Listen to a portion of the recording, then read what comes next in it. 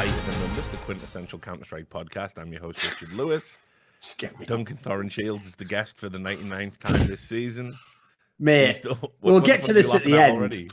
Because Sam's just put all the fucking Patreon questions in there. I've just seen the top one. It's just so unreasonable. We'll wait till the end, but it's like we are obliged to say it out loud, but it's so unreasonable. Like there should almost be like a timeout that guy gets put on for a month to think about what he's done, even though he is a legendary contributor, to be fair. Yeah, but Pounder, to be fair, he's not as demented as you think he is. No, he's trolling. You can tell that. Yeah, but just the idea the idea I have to sit here while someone reads that question out to me, like that seems no, I know it's fucked up. 100%. That's the world of streaming, I guess, right? Yeah, it will look like one of those fucking videos. Like, they are treating me well. The patrons are asking the good questions. Exactly, yeah. Yeah, it's going to be one of those. But no, he actually sent me a nice DM, actually, after the esports awards. So he is a human. I just want to put that out there. He's a normal human being, you know.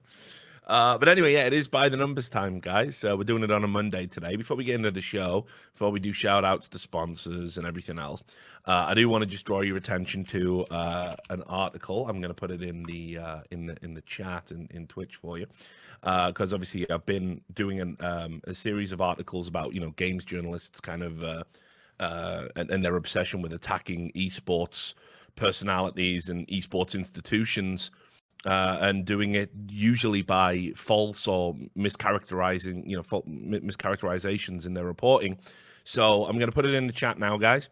I'd really like you to spread this as far and wide as you possibly can. It's got all the receipts in of hypocrisy. I spent a long time researching this.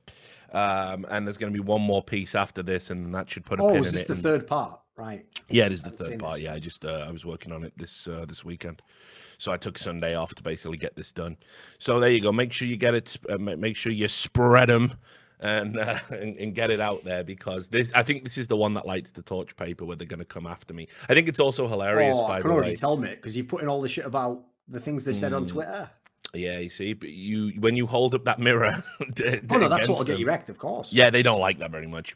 They like to leave their mistakes and transgressions way. I mean, I'll give everyone a little spoiler. One of my favorite parts, I can already see just by scrolling, involves an individual called Danny O'Dwyer. Now, here's the funny thing. A lot of people don't know this. Unlike Richard, I'm not hooked into the mainstream of journalism or anything in the mainstream, actually. I just live in my little bubble of esports. I don't know almost anyone else in media. So I only had ever heard of the Danny O'Dwyer guy when I think Sir Scoots or something appeared in like a documentary. He did, something like that, right? Documentary, yeah. And then all of a sudden, out of nowhere, that guy basically said like essentially put pressure on ESL that they could not work with me, otherwise they were basically working with like a racist and a sexist. He actively called you a racist. And then the ridiculous thing is, literally like a few months later, someone just went back on his old fucking Twitter account and found that when he joined Twitter, I believe, I think this is when he joined, his first tweet just said something along the lines of like, I don't like black people or Muslims, it said. His first tweet. Listen, I understand that's obviously a joke, but he's one of those people who does not allow these things to be jokes. And what you'll find in this article, I'm going to guarantee, is a bunch of people who deny any context to anyone else and then demand all the context themselves. They are the most ridiculous group of cunts I've ever seen. Games journalists, like fucking hell. They have more balls than what's ridiculous is games journalists will attack you in a way even the real journalists won't, because even the real journalists don't want to get too much dirt on my name for getting into a petty mudslinging battle. The shit games journalist just goes, what else is there but petty mudslinging battles? No, but the key thing with them is there has never been a more petty, vengeful, and vindictive group that are happy to abuse their platform that they have. Oh, holy shit! Thanks for the 50 gifted subs, by the way, Don Flamenco. I really appreciate it, man. Thanks for all your support, buddy. What does it mean when you get gifted sub? Like, he's just basically paid for more than one sub. Yeah, he paid for 50 Yeah, basically, subs he gives 50 subs to people in the community. And what that then might do, you see, Duncan, because you might want to know this if you ever start streaming, which I still recommend highly that you do. You'll be banned within days, but you should give it a go. Is that because they get a gifted sub, they might think, you know what? Yeah, I like being part of this community and having all of the emotes.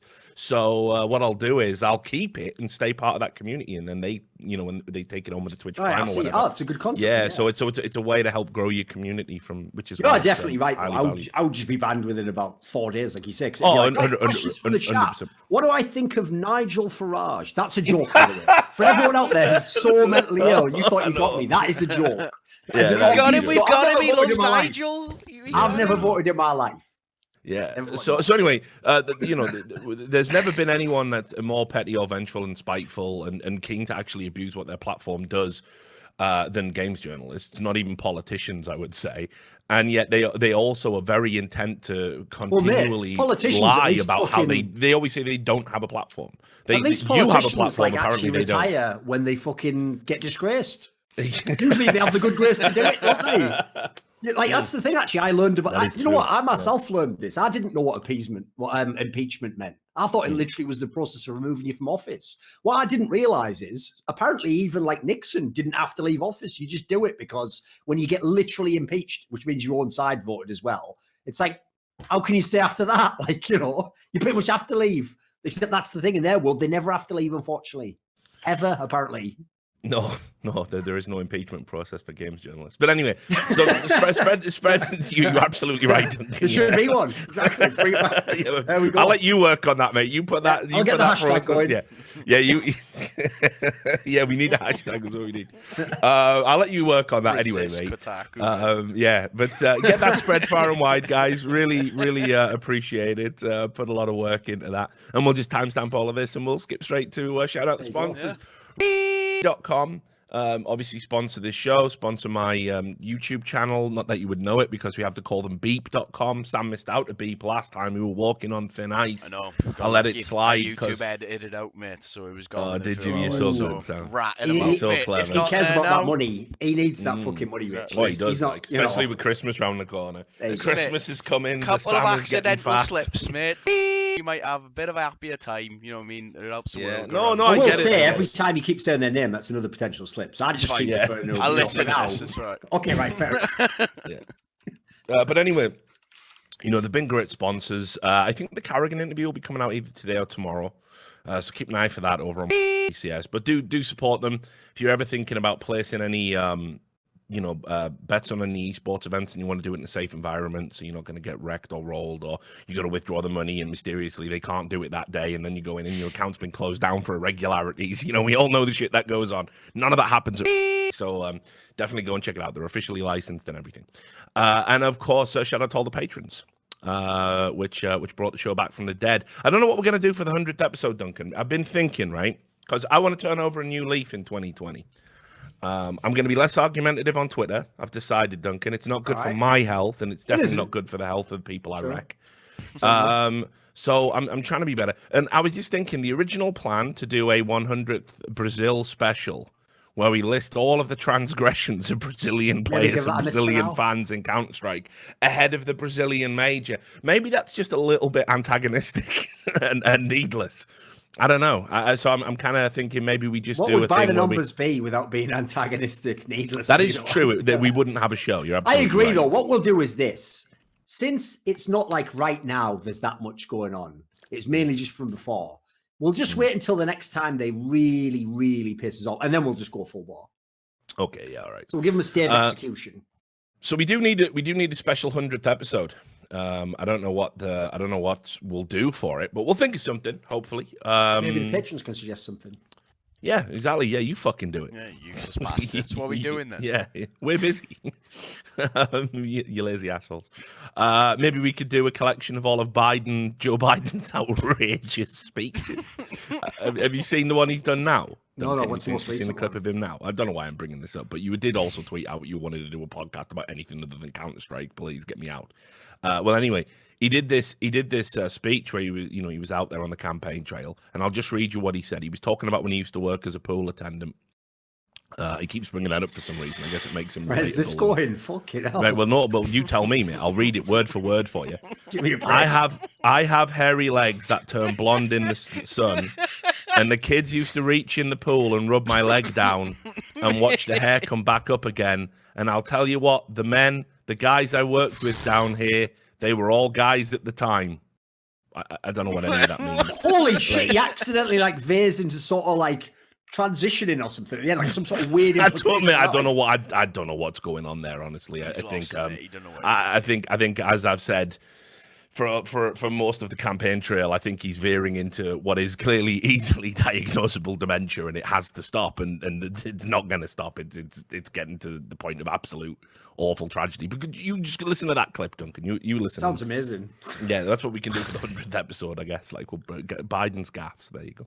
Anyway, look, let's talk about one event that we can just get the fuck out of the way because it has effectively become meaningless in the calendar. Dreamhack Winter also took place. Yeah, I know you wouldn't believe it.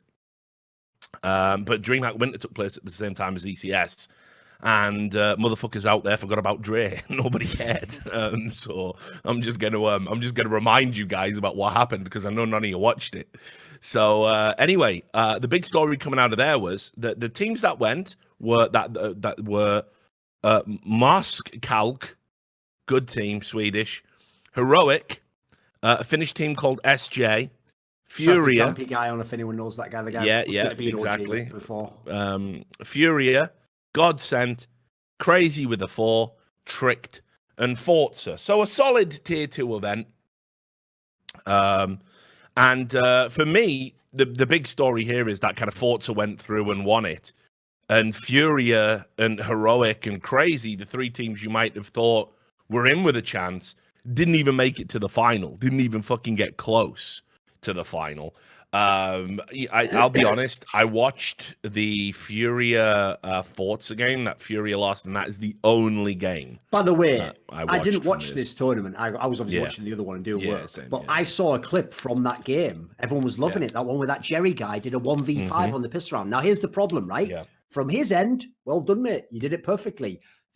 What the fuck the Furia players were doing in this round? Like, I'm not normally one of those guys who goes ham on that angle of like, for example, people like Lurpis, Yanko, they always claim, right, that you shouldn't go too ham about like 1vx's because they say, the other team has to. Yeah, because the opponents had to make a series of mistakes. But I always tell them, like, yeah, in theory, but the point is humans make mistakes all the time. So you're also making that like unreasonable standard, right? The problem is this one, I can't defend at all. Like, it's almost like these players, I'm not saying they're literally thrown, but they like the level of stupidity and how they played the round out is unbelievable. Like the guy is on terrorist side nuke with a fucking Glock against people who have USPs, and they're just rushing him like almost one at a time, just letting him just fucking headshot him. It's mental. It's so unreal. Like what? Like the idea anyone like Astralis could ever lose this round, it could never happen in a million years.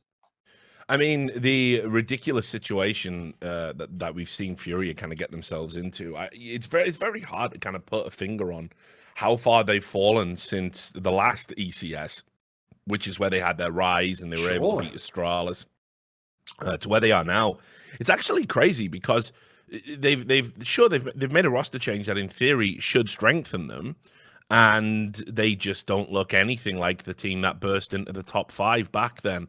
And it's kind of like you look at how everything went so quickly. They burst into the top 5. They're an exciting team. Everyone's talking about them. Everyone's raving about them. The management come out. 5-year contracts, by the way. Stories are coming out about how MIBR wanted them but couldn't get them. Which, by the way, is true. It's not idle chit-chat. And then, just slowly but surely, we've just had to watch them kind of like just ebb away to the point where they're not really anything special at all. And I can't understand what's gone on there.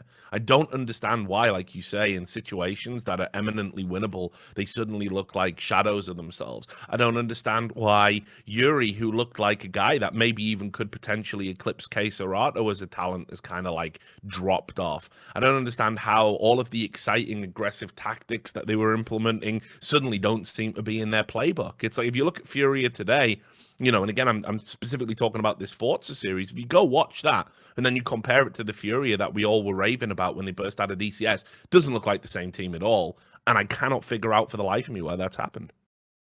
I mean, I definitely know what you mean. The thing is, like, they're one of those teams that, like, they had the one result, which was the Star Ladder result, was pretty good. But aside from that, like, I agree. Forget the idea you didn't win Dreamhack Winter. The idea you didn't get out of the group.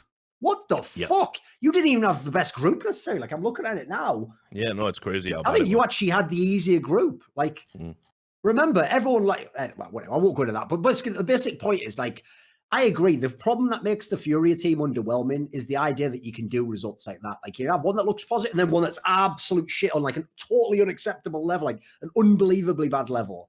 And I agree with you. They've lost all the sort of vigor that they had as a team. Like, Yeah. I can obviously say Henny is a better AWPer than fucking Abel J, but that's one of the reasons I always tell people don't ever fuck with chemistry. Because when you have chemistry, that guy might be a worse player, but maybe he's better in your system. I don't know. Like, I haven't analysed the team enough to know whether that's true, but it certainly lines up with it. So the problem I have with them is they can still be exciting in matches, but like, what reason would you give that they're going to be a top team? What are they going to do that's going to make them break through? Everyone will just default like they always do to the usual of like, they could just develop. It's like, all right, mate, yeah, you go for it then. You just believe stuff will happen then like that. You can also get worse. I notice people never think about. You can get worse over time, boys. Yeah, I mean, it's just bizarre because I think, obviously, like you say, adding Henny to the team's like it's such an upgrade in terms of firepower and consistency. But if you look at how that's been translating to results for them, they don't have any results worth talking about apart from like maybe 1 or 2 series where you go, okay, yeah, that's like something they would have achieved, 4 or 5 months ago anyway. It's just bizarre, and I don't know if it's a chemistry thing. I don't know if there's some other stuff going on in the periphery.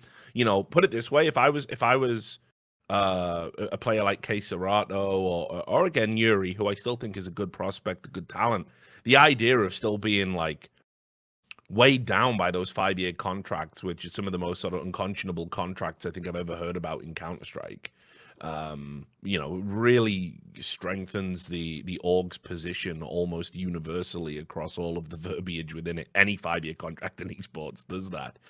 It just seems kind of crazy to me that that maybe that's playing a part because the drop off does sort of coincide with the manager coming out to the forefront and saying these guys are never leaving. We're working on a project here. We got a 5-year contract. Yes, we stopped them going to MIBR. I just don't think that's going to put anyone in like a great headspace. That when things are bad, the exit door isn't just fucking out of sight. It's out of sight, bolted shut, got chains on it. And you're stuck having to work with what you've got to work with for until the org decides otherwise.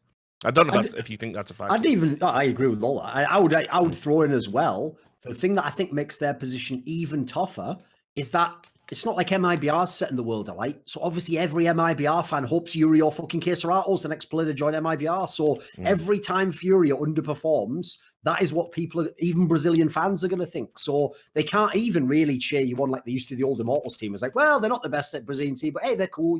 It's a place for people to play. Like, actually, everyone's just going to be hating on you, as far as I can tell, for the next 5 years. That sounds like a fucking nightmare. Yeah. And then the other, no pun intended, obviously, the other crazy thing was that, I thought Crazy were a good shout for this too.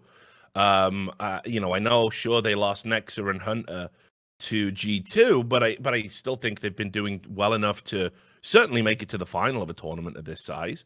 No doubt about it. But again, they weren't able to translate that, and there was an interview on Fragbite, and I know you saw it because I think you commented on the Reddit thread to get your 9-1 up there. And Esperanto basically just said, yeah, when we lost Nexa and Hunter, we lost all the firepower in the team. And I was like, fucking hell, it's a bit brutal, mate. Like, sure, maybe you are being real about it. He's not the most tactful player as far as I know. No. I mean, we know that's a part of his characteristics anyway. But I mean, like, what does that say about the team he's playing with? I mean, keep in mind, you did bring Ships into the team. He's somebody that I think is well regarded. Yeah, exactly. And while they're still in this situation where they're playing with Emmy, the former coach, I don't even consider this to honestly kind of be the lineup's final form as to where it can get to. So it does seem a little bit harsh, but it is a fair assessment. Crazy are another team that have had this, like, they broke out. Nexa and Hunter were the kind of standout, stars, and then they go away, and now Crazy are kind of just plummeting down, back into obscurity. And I still think they've got good players on the books. Esperanto, I think he's a bit of a bell end, but he's undoubtedly a talented prospect. And as I said, I don't think they've got a full 5 yet. So I think the fact that they can still get results while this Emmy dude is in the team, who I absolutely think they need to replace long term. I think there's still enough there that they shouldn't be despondent. No, the basics here, like, this just looks like the team before they made the other squad fully. Like, all you have to do, as Esperanto's obviously nailed there, find another talent in FPL, bring them in, remove one of the others, you're already along the way because like I think there's a few people in that team have some potential. I'd say their problem in this tournament, if you're just looking from the surfaces, I see they lost to Tricked. Now, everyone loves to tell me how ultra shit Hunden is. Correctly, he's an appalling CSGO player. But I tell you what, at the level he plays at, he may as well be fucking Professor X. He can be in a wheelchair using his mind to fucking move all the objects. Like, well, I've no doubt a team like Crazy. Moses, you mean? Exactly, doing a segment. Well, a team like Crazy, I've no doubt because of the players they have, are playing something of a POG style. They're just playing basic tactics, right? Good luck doing that against at your level, the Astralis of your level, basically. Enjoy. Yeah. Because Hunden's going to have his teams prepped. That's the whole reason he's got a job still. Respect to him.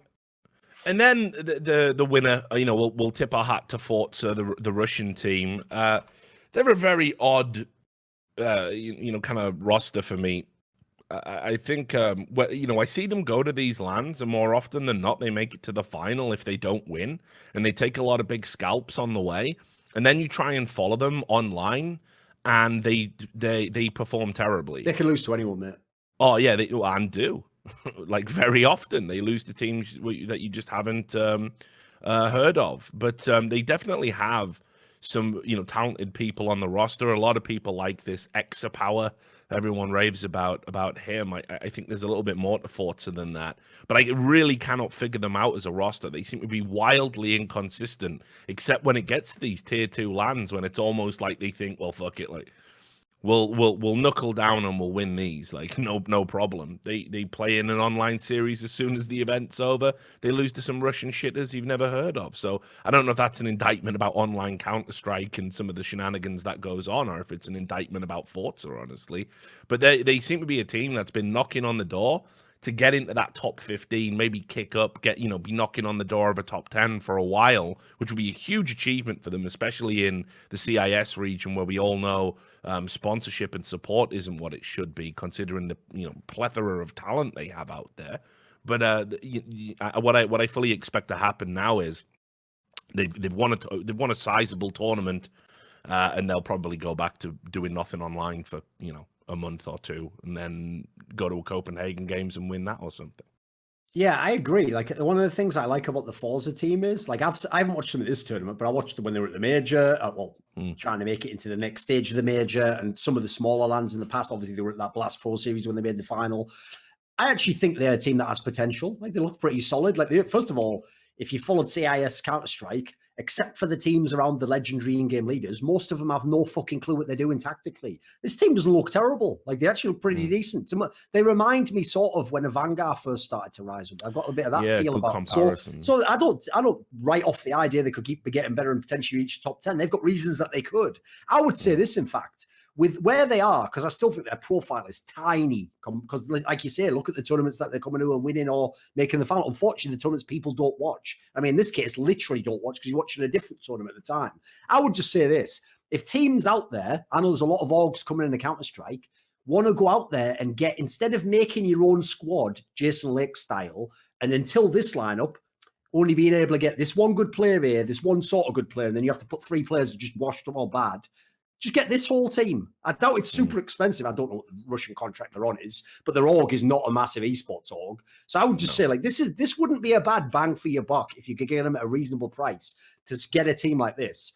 Obviously, you'd have to do a lot with them market-wise, but just in-game, there's something there. I'd also say as well, even though their org, like the actual Twitter account, talked shit to me when I said something about them not making the next stage of the major, I will say, as far as I can tell from remembering like the actual interviews the players did, they seemed very respectful players, actually. They seemed like players who credited when people beat them and better, etc. Like, that's actually a step up in itself. Like, most players at that level are pretty bitter, actually, sadly, and they always think they're undervalued and they should be better and stuff. So they actually seem like they're screwed on the right way. I like them as a team generally. Yeah. So that was Dreamhack Winter. I mean, again, just some general thoughts if you want to even get into this. Well, for people who don't know, Dreamhack Winter used to literally be a major for the first 2 years of CSGO having majors. Exactly. That's the level of skill we were at. Problem is, I can tell you, like, listen, I'm excluding the people who went to the event who are talent now, obviously. Nobody in esports who works in the industry wants to go to a Dreamhack summer or winter again, because the place it is held is basically in the middle of nowhere. There is nothing to do. It's almost like one of those jokes when they make it about like some small American town, like, you know, it has like one fucking bar and it closes up. You know, it's like that. Like, there's nothing going on in Jönköping. I'm sorry, it's just not a place for partying, quite frankly. Now, what's funny is that makes it totally appropriate as a giant LAN party. Great, let all the nerds go there and just have fun drinking fucking energy drinks or whatever. The problem is, if you actually work in the esports industry, mate, we can have events in Madison Square Garden now. I don't want to fucking go to Jönköping, Elmia ever again in my life. Same with fucking Seabit, Hanover. Like, I'm glad I'm past that phase of my life. You know, I hope I never have to go back. I'm like fucking Robert De Niro at the end of Heat, spoiler. I'm never going back. That's all you need to know. No. It's a tough one for me. Not that Grey Cat will hunt me down and kill me in a fucking airplane. Oh, maybe. But yeah, like you know, for me, okay, it's kind of like, I remember with the first kind of Dreamhack winters that I was going to when I was back doing you know, the beat as a journalist, and you're absolutely right. It was like, you knew it was an unreasonable destination to have to get to, but it kind of felt like it was a pilgrimage because it was the biggest LAN party in the world. I mean, it literally was that at one point. Yeah. So, you know, back in the day, like, I'm trying to think when my first one was. I want to say 2009 or, you know, something like that. We had to fly in to fucking Stockholm or whatever it was, and then you have to fucking get a fucking bus that's like however many hours in the middle of the night. Yeah, to drive all the way to fucking Jönköping, because it's like the Bible Belt of Sweden. There's like literally fuck all there. By the time you arrive, generally Jönköping is closed. The entire place. You have to like wake up the hotelier, the front desk to get into any hotels or anything. Everything's unbelievably expensive. You want a fucking taxi to take you up a fucking hill, like just a 5-minute drive? That's easily 50, 60 euros. You know, maybe even more. You can't get booze, so you know it's a dry venue. The entire venue, you can't have alcohol on the premises, which is a fucking nightmare, especially if you're a fucking functional alcoholic that works in esports, which is everyone who works in esports. So yeah, it's kind of a shame, but still, I think people would go to it out of respect to the pedigree and the history of Dreamhack. If it kind of could just be more competitive with pricing, with spectacle, but it really can't anymore. And I think it's kind of sad what's happened to Dreamhack. You know, Dreamhack kind of like had its last hurrah in 2015, I want to say, and it's kind of been going downhill ever since, to the point where what was, as you said, one time a major, you know, not just once but twice, is now completely irrelevant, really, in the Counter-Strike calendar, and is just something for the smaller teams to do to go win a little bit of pocket money. It's kind of sad. You know, I don't know if we're ever going to get to a point where in the next year or two, where Dreamhack might close up shop or shut down some of the more traditional events. Kind of. Yeah, in a way it does, but then again, I don't know how much money they make from the LAN party aspect. Like, I always thought iSeries was going to go under at some point.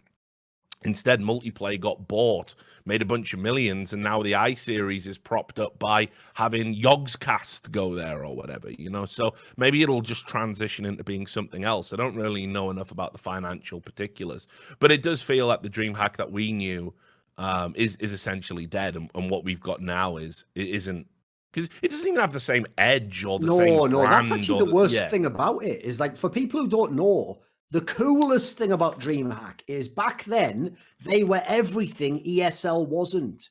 ESL were the people who thought you had to be a stuffed shirt to make it at all in esports. To be fair, ESL were working with some of the biggest sponsors in the world. I get it. They just didn't know, like, we could actually have our own flavor. And the Dreamhack approach was, well, we've just got a massive LAN party and we put on the tournaments from that. So we're more like a fun vibe. Like, in fact, I would even describe it as a sort of like mixture of like nerd and hippie culture or something, because if you know the people behind it, Robert Olin, etc., these were people who, that was their ethos, you know, that was the kind of the logic they had. So, and in fact, that's one of the reasons why, I mean, I can't speak for Richard, but I know that I was always like welcomed with open arms by Dreamhack. I actually used to think they were sort of kindred spirits, you know. Sadly, I will say that whole element for me, even before the business died as soon as politics became so prevalent over the last few years, because unfortunately, it's one of those things where I never changed, but the other people, once they found out what they think you think or whatever they think, everyone went mental, didn't they? So now those people have just completely turned against us in that regard, which, by the way, if anyone thinks has nothing to do with why they fuck over Richard, etc.,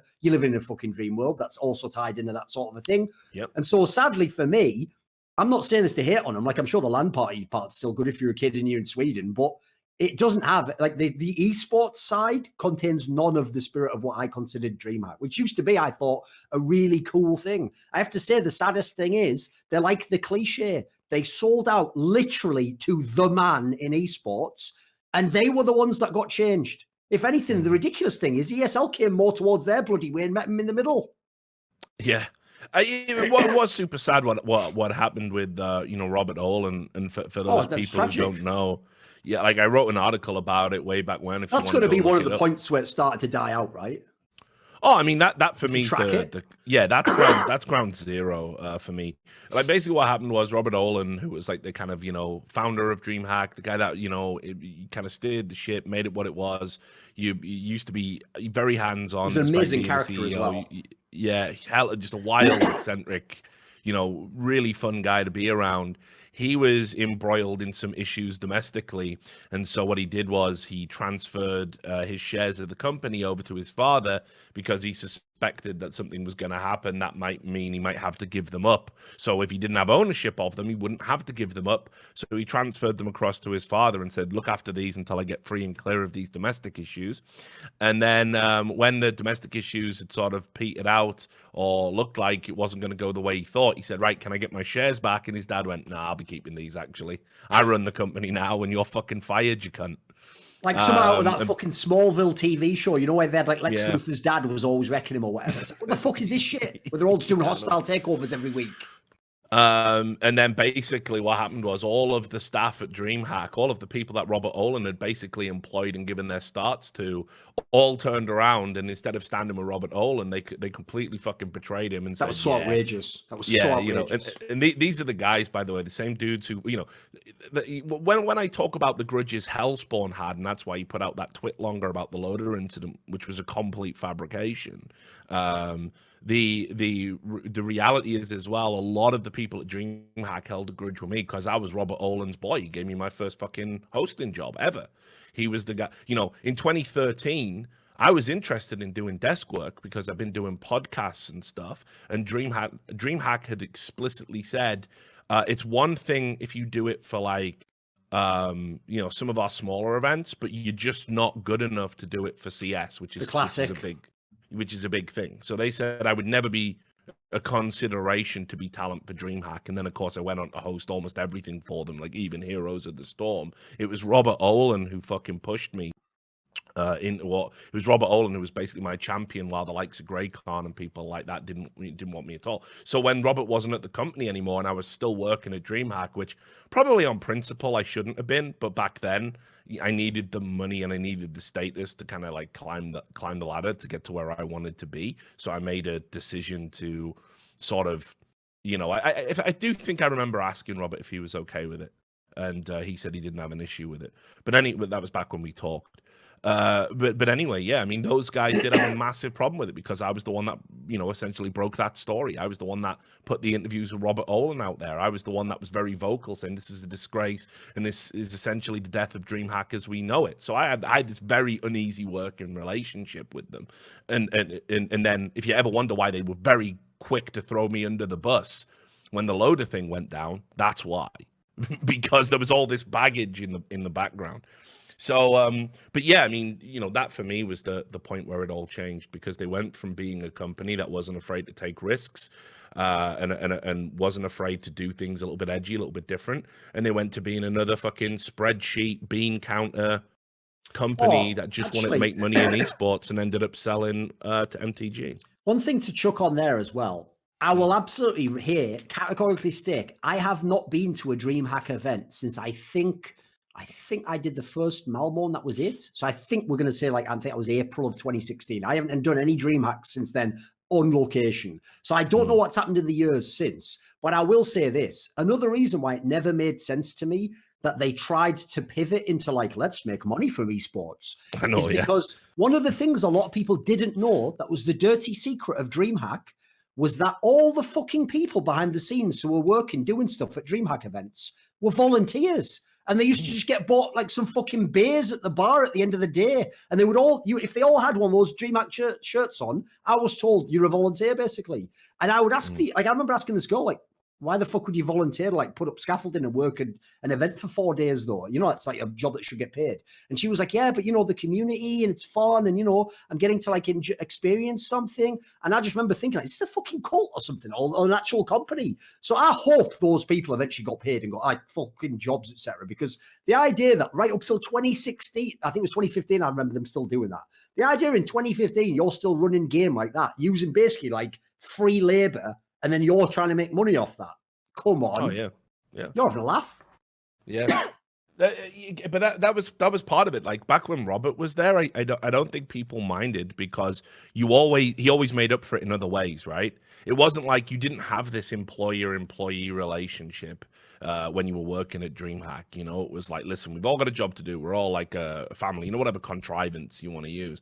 And they would just like grind through these events, which were huge mammoth undertakings. But then at the end, the fucking parties, the benefits that you got, you know, Robert knew everyone in the town. You know, he's got the key to Yon Chirping, yes. like literally. He could actually keep shit open when it was closed, basically. Yeah, exactly. Like he could walk into a hotel lobby and go, listen, this is a private party. We're doing stuff down here. Don't disturb us. And everyone would be like, fuck it, it's, you know, it's Robert Olin, right? So it did lose a lot when he went away. And honestly, like, you know, he was never the same guy afterwards because how would you be? I think that broke him, unfortunately, didn't it? Well, I mean, imagine it. It's like some Game of Thrones shit. Yeah. It's like some Game of Thrones shit. Like your own fucking father usurps your kingdom. You know. And for people who don't know, really like, sad. how old is Robert Olin? Mid-40s at the time or something? Oh yeah, they've been mid-40s. For people who don't realize, who were just fans out there, like, well, why would that break it? It's like, if you're 45 and that was your life's legacy, you don't just start over and just do another totally different field and go like. Unfortunately, that was what you were building up. That was the thing that you thought would represent you in the end, and probably. Yeah, but not just that though. The worst part about it is he gets usurped just before the MTG deal. Oh, there we go. So all of those shares actually because what did it get bought for? Was it like 60 million euros or something? I thought it was, yeah, it could have been around that number. Yeah, I think it was between 40 well. and 60 million euros. I can't remember. It was a long time ago. But basically, his shares would have translated to that value, and not anymore because you don't have any shares. You know, so the sale went ahead without him, and he received literally no benefits from the company he built. No. Oh, and by the way, I'll just say as well, I actually also want to add another thing that was also awesome about Robert Olin and what he embodied at Dreamhack was when I did the first major Dreamhack Winter 2013, right? I didn't, if you go back, do a lot of banter. Like I didn't banter the players much, but I did some, like I had some funny stories and I had a little bit of edge to it. And obviously I didn't wear the fucking suit, etc. And so I was doing a little bit of flair. I can tell you, he literally took me aside after that event and was like, I fucking love this. Like you might be more outrageous. Like just go fucking ham on this. So I even thought, brilliant, like I said, kindred spirits. And I'll say, we're saying all this complimentary stuff, by the way, even though, I mean, to be fair, I don't think he's ever addressed me, but unfortunately, he basically also sort of, in his darkest moment, turned against Richard and said some pretty fucking heinous shit. So, again, yeah, he I did. just count that as speaking people go a bit. I don't hold that against him, and I never will, because of everything he did for me. And it's like, listen, you know, after everything he went through, and then it was kind of like, you know, you've got to occupy your mind somehow to get away from, like you say, the darkness and the bad shit. And to, you know, for a lot of people, I honestly think this new wave of politics combined with being political on social media, I think in a lot of ways it's replaced religion, you know, for a lot of people. And you know, I think he was one of those guys who, because he was going through so much personal stuff, he went down that rabbit hole. And once you go down that rabbit hole, you know, it might take you years to come back to the light. I mean, shit, I was halfway down myself. I was probably losing my goddamn mind too at one point. I'm pretty sure if I went back and looked at some of my videos at 2016, I think I was on the threshold of maybe, you know, not being critical, rational, you know, not being who I. Oh, I definitely retweeted some stuff that when I think back now, it's just like, Yeah, you know what I mean? That was a bit rough. Yeah, no, but it is, isn't it? It's because it kind of we're all susceptible to it. The idea that oh, we're the intelligent ones. So it's like hypnosis, isn't it? It's always the person in the room that says, oh, hypnosis would never work on me. I'm too intelligent for that. And they're always the first to go under because they're the imaginative guys. They're the suggestive ones. I kind of feel that social media and politics is a little bit like that. You think you won't get sucked in and you can have this objective view, but when it's all you consume every day, you don't realize that you are under you are under the spell, and you end up retweeting stuff and believing stuff that actually isn't that important. Like for probably for about a year. And Sam can probably attest to this because he was obviously helping out with the content, but he's too much of a stoner to really give too much of a fuck. He doesn't. He's not glued on Twitter every day watching a politics feed or whatever. But there was probably a moment where the culture war, or whatever the fuck you want to call it, felt like really super significant. Yeah. In a way that realistically it isn't, because now I know that the average person doesn't give a fuck. Now I know that the conversation that you have on Twitter is so divorced from the real world if you just go outside and talk to people. It's like I've said on this show. Content back then that was, I wouldn't be proud of. I'm pretty sure I've said on this show even, like, one of the moments literally that made me realize, like, this is almost like I'm playing fucking Dungeons and Dragons here. Like, nobody except nerds knows what the fuck I'm talking about with this level 4 power demon in the dungeon. Like, they're going, sorry, I don't, what you're referring to is that I remember, I can't remember who it was in America. I met some American guy who told me he was a Democrat voter, right? And so I said, oh, come on, you seem like a reasonable guy. What do you think of that as Alexandria Ocasio-Cortez? And he goes, who? And I go, you're having a fucking joke, aren't you? And he goes, who the fuck is that? And I realized to even explain it, she's not actually even that important a person in politics. She just gets on a lot of the Twitter shit and so like, I realized in that moment, like, holy fuck, I thought that was important. I thought it was important to keep up what she was saying and to know what the arguments are against it. And if you met anyone, they probably fuck with that, etc. And there's this side that there isn't. Yeah. Like, that's just that we're LARPing basically if you do that too hardcore. Yeah, and so when it started happening to actually, it's probably happening as severely as it did to Robert, that it kind of made me think, actually, wait, is this happening to me too? Because for those who don't know, he basically said I was a fascist and called me a mini Mussolini and said he wouldn't ever associate again with me, which was like obviously really sad because the implication was he thought you were a Trump supporter, right? Yeah, well, I mean, but it wasn't. It very quickly spiraled. Right. It wasn't just like, because it wasn't just you're anti-Hillary, you're Trump supporter. It like went from it went straight to fascism, and I got called him. The saddest thing about that was he always had that wild streak in him. That's actually what everyone loved about him in the community. Like, for everyone who doesn't know, the infamous show that none of you have ever fucking watched because you don't do research, called fucking Unfiltered, where I made my now infamous comments about Poland, which, by the way, for that show, were about as fucking tame as anything anyone said on that show in most episodes. Like, they used to just have motherfuckers like Destiny going off every episode. Like, that's the same show where I think Too Good just joked, like, Sir Scooch is a paedophile. And at the time in esports, no one did anything. There was no problems in there. So all I'll tell you is this, right?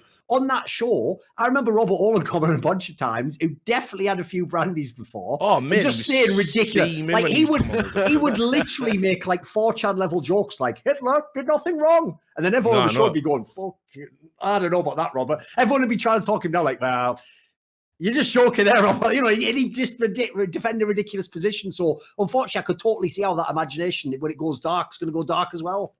Yeah, it was, again, like, it's a different time. I honestly think Chanman took down a lot of those videos, but I've always said, like, if any of these fucking sorry, I nearly did a Tony Montana. If any of these fucking cockroaches games journalists want to fucking go through and actually do hit pieces on anybody in esports, you don't have to look at our Twitter feed. You just go fucking watch Unfiltered, and every episode is a treasure trove of outrageous cancellations.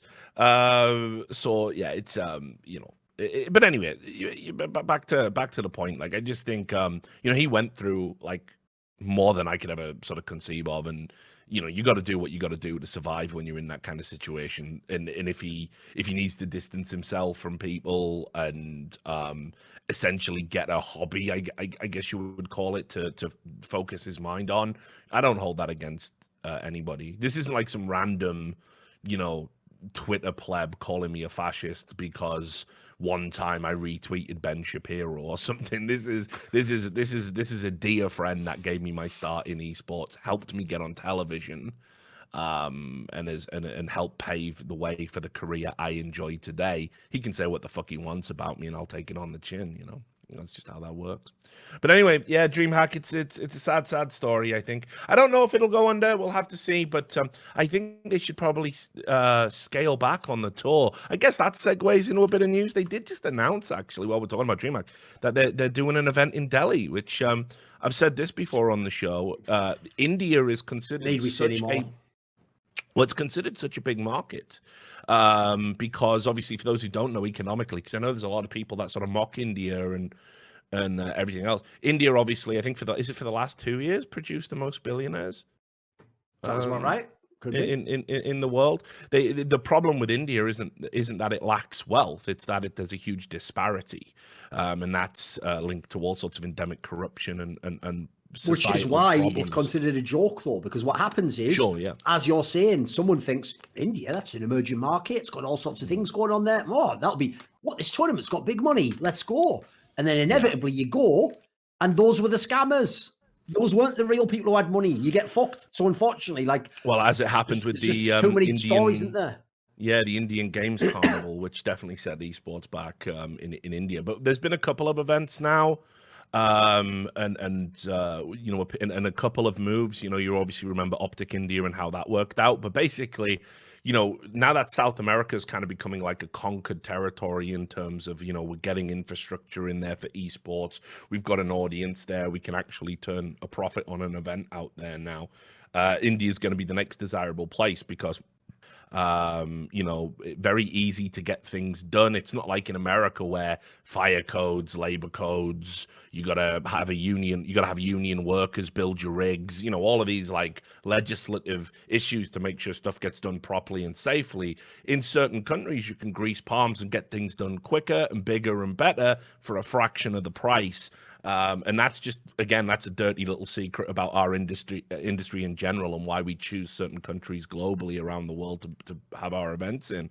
But the other thing, of course, is there is a thirst now in India among the fans. Esports is emerging. Access to technology is growing. More and more people are playing online games in India, and as the cost to have access to that technology is decreased, it's spreading out very much like what's going on in China with automobiles and stuff.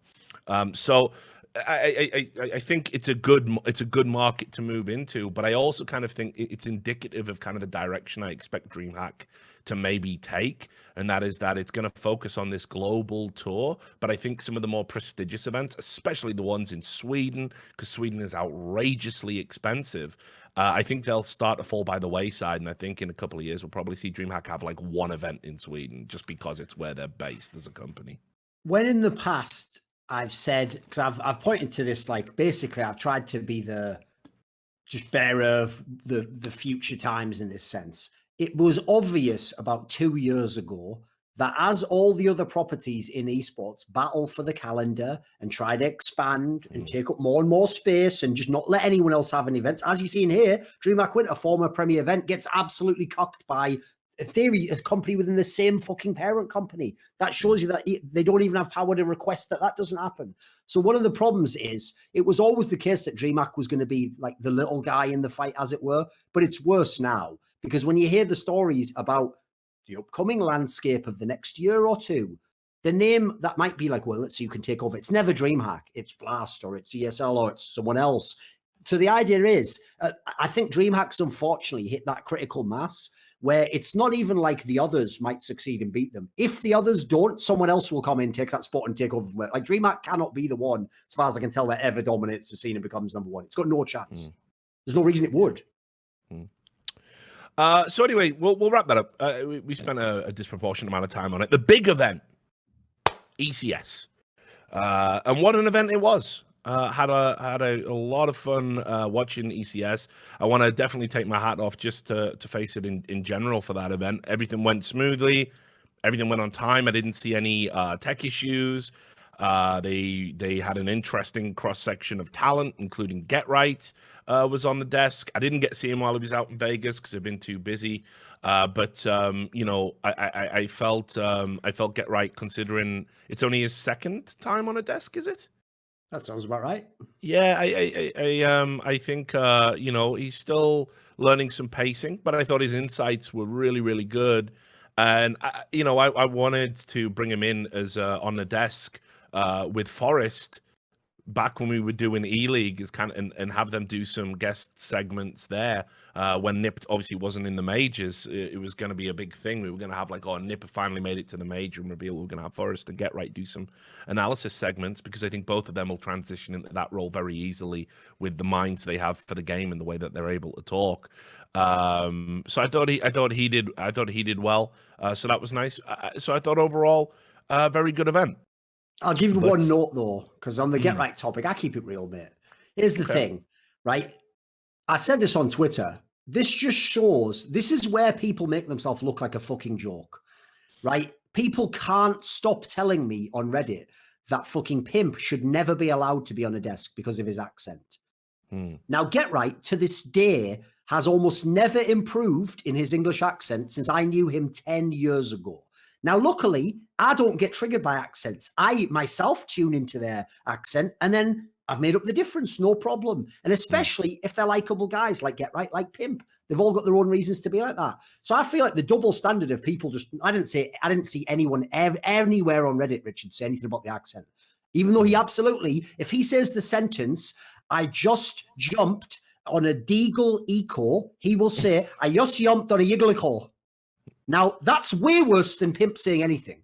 Nothing Pimp says is what Pimp does typically, I find, isn't even actually like brutalize the words with the accent. He'll just say something like, you know, instead of like of, he'll say have or something. He'll fuck up like the grammar or something simple, you know. So I just think, first of all, I'm not saying to go and hit on Get Right. I'm saying maybe give Pimp the same fucking leeway. Maybe listen to what that guy's saying. But in terms of Get Right, I will say this. He's got one flaw, which I don't know if it's still because he's a player or if it's because of his current background as a player, but Get Right as a player was always someone who actually was pretty sort of congenial to the bad players in the scene, the people who get all the hate, and they are the shitters in terms of the stats and stuff. And so he always hated, like, he's one of the guys basically who, this is the reason why famously he did that clip about me at Dreamhack. Even though we're friends outside of this, he doesn't like the idea that you would ever mock someone or like be harsh with critics. Like, for him, to even say a player's bad is almost like, do we have to do that? So the idea I'm going to say they're shit is outrageous to him. So I will say, no, he has never liked that. He had a flaw as an analyst, which is that I do think he wasn't able to properly like criticize people, because I feel like, unfortunately, his own background, I don't know if it's because he's still active or he's just that kind of person generally. I feel like he just didn't want to veer into that. And my problem with that is, it's not a problem. Like, Maniac doesn't criticize people that often. But if you do that, it makes it a lot trickier to then make a distinction between who's good. Like, if you're just telling me everyone's good on some level or has got some redeeming qualities, then how are you supposed to show me that Astralis versus Fury would be an incredible mismatch? Sounds to me like it's just a pretty good guy versus like a really good guy. Hey, that sounds like he could win this match. No. So that's just one of those small notes. It's one of the reasons I always think the pros that think they're going to come on the desk and be the best instantly and way better than people like us, you don't know what you're talking about. Like, it takes everyone a while to level up. You've got a new skill set to learn. And in the case of some pros, you're going to have to kind of deprogram yourself from however you thought as a pro and start thinking like an analyst, you know. I agree, though, by the way, his insights are amazing. One of the things that Get Right's actually famous for is he has like almost a photographic memory of fucking games he was in, but even games he's watched, like just matches he was watching on stream. So, like, that's why on one level I've always been friends with him. I fuck with being a nerd in Counter-Strike. In fact, that's one of the things. Back in the day, I've often told this story that loads of the pros in 1.6 actively despised the press unless they were just friends with the journalist. They never wanted to do press. They thought it was for losers. Get Right is one of the only ones who would go out of his way to make time for the press. So I will say he's always been a very cool guy in that respect. So I hope he can do more events and continue to improve. Was my like I say, it was famously when Cadred started covering 1.6 again. He was like the second interview on the site. which was like a huge coup because that was when he'd just gone to Fnatic, you know. Put it this way, in the era when Nip really hated Lurpus, because obviously he was criticising Fiflaren heavily, Get Right's, I think, one of the only ones who actually was even still mates with Lurpus. Like, he's just a super magnanimous guy. No, he's a really cool guy, and he always has been. And I hope he does well on the desk. I hope it's something he can really, you know, carve out for himself. But I definitely think your points are valid in terms of, you know, one of the things that first of all, I've never met a pro player that moves into desk work and then doesn't go, fucking hell, I didn't realize it was this tough. And it's like, yep, it's a different kind of discipline, but it's there all the same because you have to watch the game, you have to get your points in order, you're working on a time limit. He even had that moment, if you saw, where they like fucked his headset up, and he literally had to say, "I didn't hear what you said." Well, that's an example, right, of where that's not his fault. But when you become an expert, once you notice any problem, you'd be reading the person's lips. But that's something you learn with experience. I'm afraid you have to go through all the problems which will inevitably happen. And the unwritten rule, you must never throw the production under the bus. Absolutely. No matter what is going on. You got high-pitched squealing in your ear, you have to pretend that it's not there. You have to like read lips, muddle through, and then talk about it when you get back. Obviously, I personally don't subscribe to that part. No, I know. He does, mate. They just wreck I'll start reading off fucking the production staff's names and addresses. I'll dox some motherfucker. I won't read that. It's a joke, of course. You know, it's almost like I did back in the day. That's almost give me a flashback to some Dreamhack moments there. No, I remember, mate. It was like mate, some of the things you've done are outrageous. Like, I even look back and mildly regret some of those. Like, I just went too far. No, I think the most egregious one for me, the one where I was like, come on, don't we? Was Atlanta on the desk when we did the intro. Do you remember? I can't even remember what you were fucking stewing about, but something had pissed you off. And we did the intro, and I'm like, you must be loving it. We're here for the major. And you went, yeah. You just couldn't give a shit. Like we did it. Was you and Moses? We're on the desk. Tired or something. Yeah, I can't remember what it was, and then there was the one. I think you popped off at Alchemist as well because he brought up some picture of you from back in the day when you were like a kid because they did it to all of us. They showed. It's because unfortunately, from what I remember, I think they did it where it was like. You were in the middle of a point. I was making a point basically, and the whole point is because the whole point there really is you're supposed to, if like in television, you would just stop what you're saying and just react to what's on TV. And who gives a fuck about the point? But the point is that's where we're not just television. Like to me, the point that you're trying to make about the game's important. So I was just getting triggered that people were like distracting me from the point I was trying to make. So there's another example of where you can in the moment you can obviously make the overreact, etc. I would say. Or the absolute classic from Gfinity. When who was it? It was Trout, was it? It was Chris Trout from fucking COD. And we were doing a Gfinity event, and you didn't you say something like you made a joke at the expense of Call of Duty, and he just started writing on the screen like something like "fuck you," like on the screens we were looking at. Do you remember that? Oh yes, and I went. And it just came up with like ghost writing, like fucking WYSIWYG from fucking look. It just came up, fuck you, like on the screen. And Duncan was like, he got through the segment and was like, well, that's just fucking brilliant, that is, right? Fuck you, trying to distract me while I'm trying to make my point. Fucking Call of Duty scum. Classic times. So many happy You have to realise, though, and for context, I'll say it again. Everyone doing these events was getting 4 or 3 hours sleep. You literally would work 16 hours a day. You would fill, in our cases, for 3 hours a day. And then on top of that, you're watching a billion matches in a row. Like the world we live in now, there's a reason why we can all be a lot more professional. Nowadays, you do like 2 best of 3s in a day and you get up at fucking 10 and you have your breakfast and you go to bed whenever you want. Like it's a different world now. And you get a day off usually on the rotation. Yeah. It's like that would have, put it this way, I don't think I would have stayed in the scene as a talent if they'd have kept that. Like if it we were. Years, I would have been. You were in the fucking workhouse back then. Like it was fucking rough. But anyway, so yeah, you know, pros. The tough transition point as well is, especially if you're a guy like Get Right, who part of his image is that kind of like he's a nice dude. It does become hard then to if there is an element of your job that needs criticism. And you're absolutely right. Players definitely don't like it when analysts criticize them.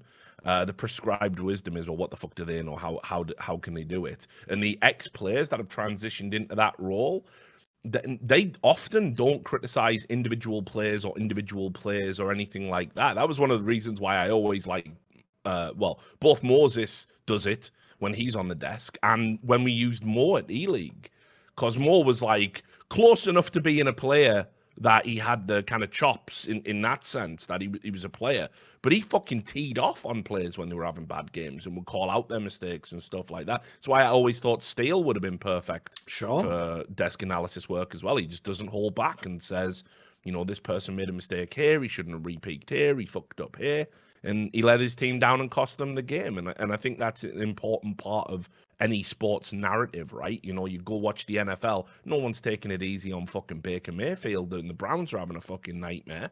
No one's going, he's got, it's his second season. If anything, they overreact too much. You know what I mean? Like they go mental. Too far the other way, yeah. But like literally, if the Patriots lose one game, it's just like the end of their whole careers, and Tom Brady should retire the next day. Like they go with the other directions. That's why I've always thought the idea people say we're harsh. That's like you're basically just saying out loud, I actually just came out of living in a fucking tent in my mum's backyard on a computer. Like, what are you talking about? I know. We're not even vaguely that harsh. I know, we're nothing compared to real sports at all. But anyway, look, so we'll talk about the games and the storylines that came out. Got to say, very refreshing, nice high-quality level of Counter-Strike. Kind of feel like a lot of teams are hitting their stride. Let's just start, though, by talking about Evil Geniuses. They did that thing again where they had that unbelievable, like, hit-and-miss, slow start.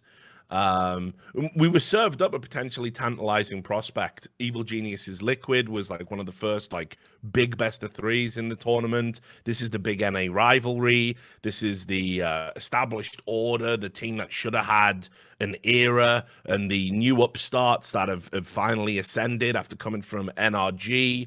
Lots of interpersonal rivalries and people that know each other intimately.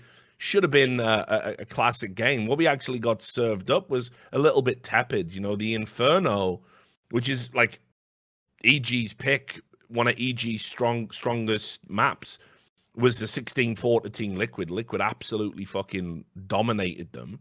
And then the Dust 2 was definitely exciting, but you would always give the edge to Liquid on Dust 2. But that was the 16-14, and that was kind of the glimpse of what the rivalry could be. But by that point, obviously, we weren't getting the third map, which would have been Mirage, which would have absolutely fucking banged if EG could have just held their corner.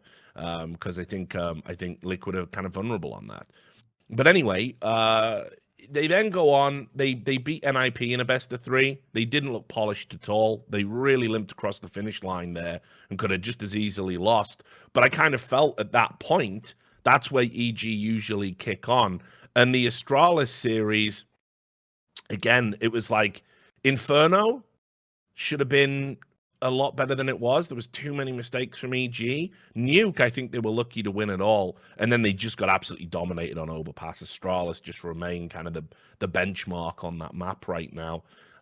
So overall, I kind of felt EG, they put themselves in a bad position with a slow start. They should have been more competitive. They didn't look great. But so I really don't know how I'm feeling about EG right now.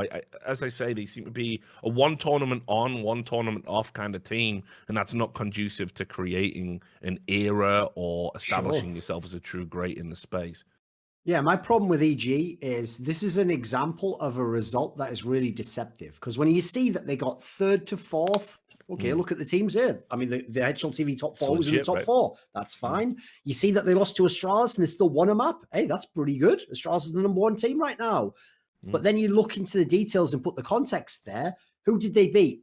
They won a best of one against the Vanguard, got, as you said, battered when it mattered against fucking Team Liquid, and Breezy was dog shit in that match. Literally the worst player on the server when he's supposed to be the best NA player right now. So you can see where he's been for the last few months. Then they made a dog's fucking dinner of playing NIP, a team that actually, if you think even stylistically in terms of strengths, they're just a better version of NIP. They should batter NIP. That should be an easy win for you if you're going to be a team that's going to win tournaments. Then when you play Astralis, the problem with that is it's not cool when your team loses to Astralis, because one of the few things propping up your bad results is, hey, I tell you what, they give Astralis that fucking work when they play them.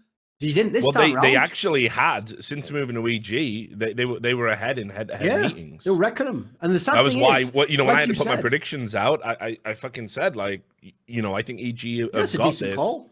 Yeah. Yeah, and when they beat them on Nuke, I mean, we're going into Overpass. I definitely felt EG had to take in. I felt like EG had to do it in 2. I think Inferno and Nuke had to be the maps because I think you can get it Astralis on those maps. Thing is, what you said about the Nuke game, though, like, listen, it was a hell of an exciting game. Go watch that one. That's when you really need to watch was good. It was good. Yeah. Problem is, Richard's totally right. Like, the way they won this match was primarily from winning a bunch of clutches. Oh yeah, like it's nothing genius they did or something like it was like for example, Tarek, who'd been terrible for literally like 3 months now, just on that one game just went mental and was just like winning clutches for free, killing everyone here. Like who the fuck knows how? I generally think that's true of Tarek, though. I think you're right. I think Tarek, when like it's not so much of an issue when like Breezy's popping off, and Breezy was very good in the Astralis game, it's got to be said, and Cirque's popping off and Ethan's popping off. You don't really think too much about what Tarek does in the middle of the round, right? But usually he is dead. But if they ever get to the end of a round and Tarek's still alive, I back Tarek to clutch most times. He's not like Zipnik's levels of clutching or anything like that, but I'd like to see the stats. I think Tarek must have a very healthy clutch percentage as a player. Like I kind of feel, in one, it's almost like the peanut brain doesn't get activated. The Mega Mind doesn't get activated until he fucking everyone else is dead except him, and then he looks very, very good to me. But yeah, this was honestly, if you want to call it, the reason they were a non-factor on 2 maps in this series was Stan. Stan was very poor in terms of production, and when you consider Stan as an in-game leader, like it's not just tactics and stuff. That's what his rep. He gets the rep as a fragger. Yeah, he's a fragger in-game Glaive leader. and Nitro made him look like an idiot in that regard at this time. Oh yeah, yeah, totally. Until obviously the last map for Nitro, which we'll get to, but. I got to say, I thought Stan didn't put up numbers in the Astralis series, but it wasn't just that. It was like the positions he was getting caught out in. Astralis have been working this style at the moment, which is like super effective against teams that I think sort of don't rely on retakes. That on the CT side especially, they rely on holds, right? They just rely on having somebody pop off, and you don't get into the site to begin with. They completely shut your tactic down. You run into the wall, which is kind of like how Fnatic play right now. I think that's true to a certain degree of Evil Geniuses. Astralis get teams fucking saving with 3 people alive. Like it was 1.6 or something. Like because you just know, well, if we can't hold with fucking 5 rifles, what's the point in having 3 and some Galils next round? We just fucking save.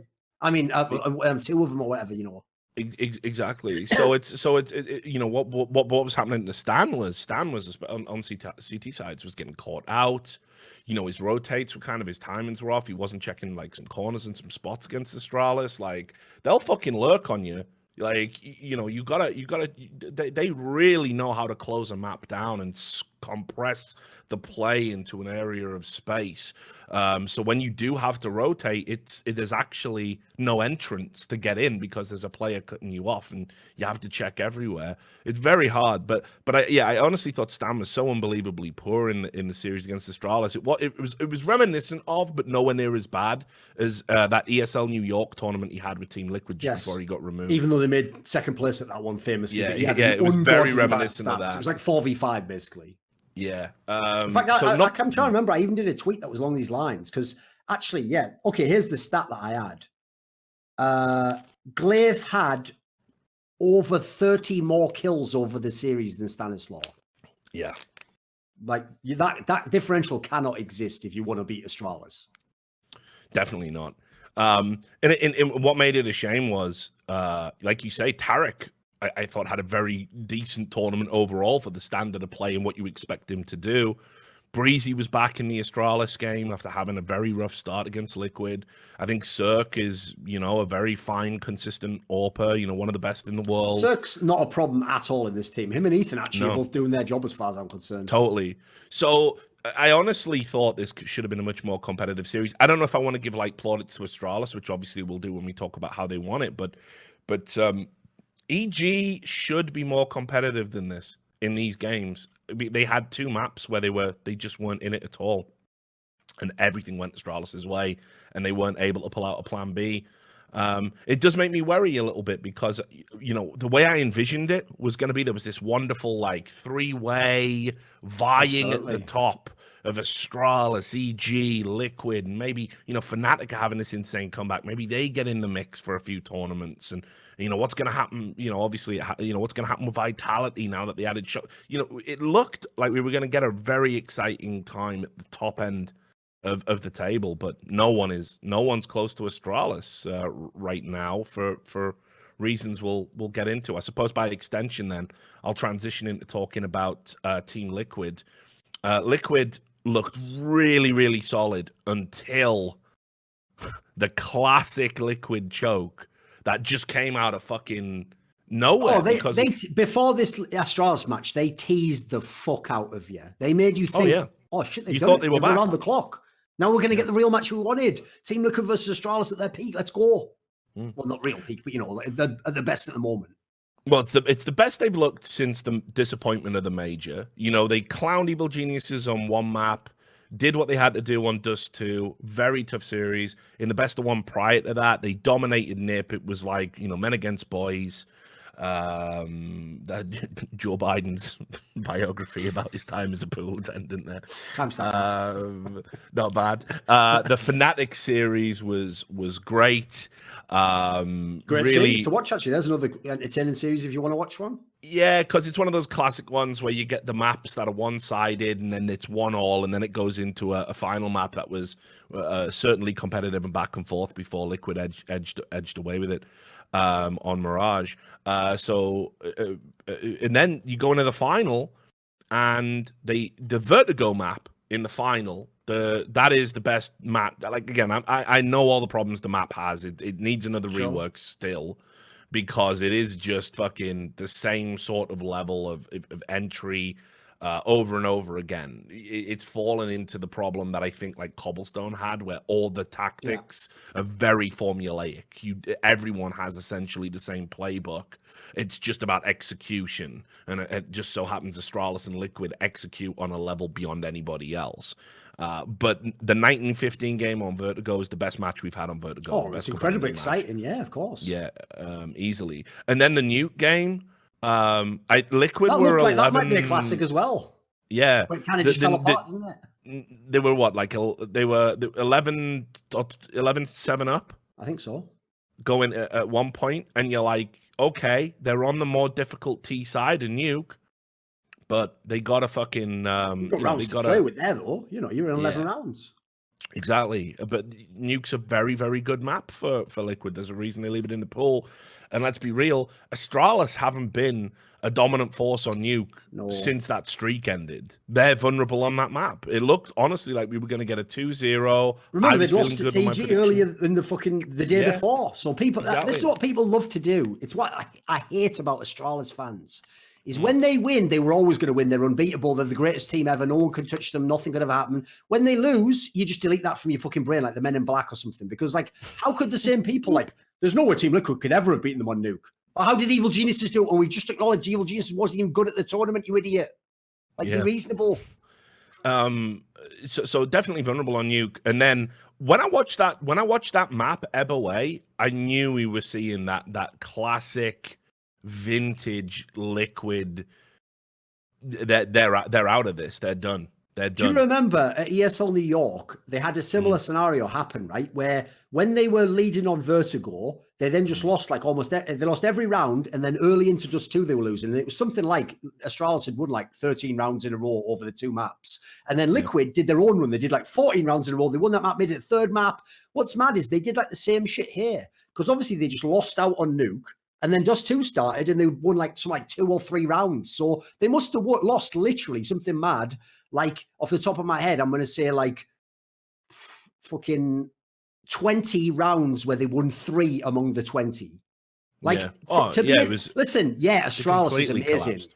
But when you look at the skill level Team Liquid had, where they can win they can win a buy where they save an AWP and have CZs against full rifle utility Astralis for fun.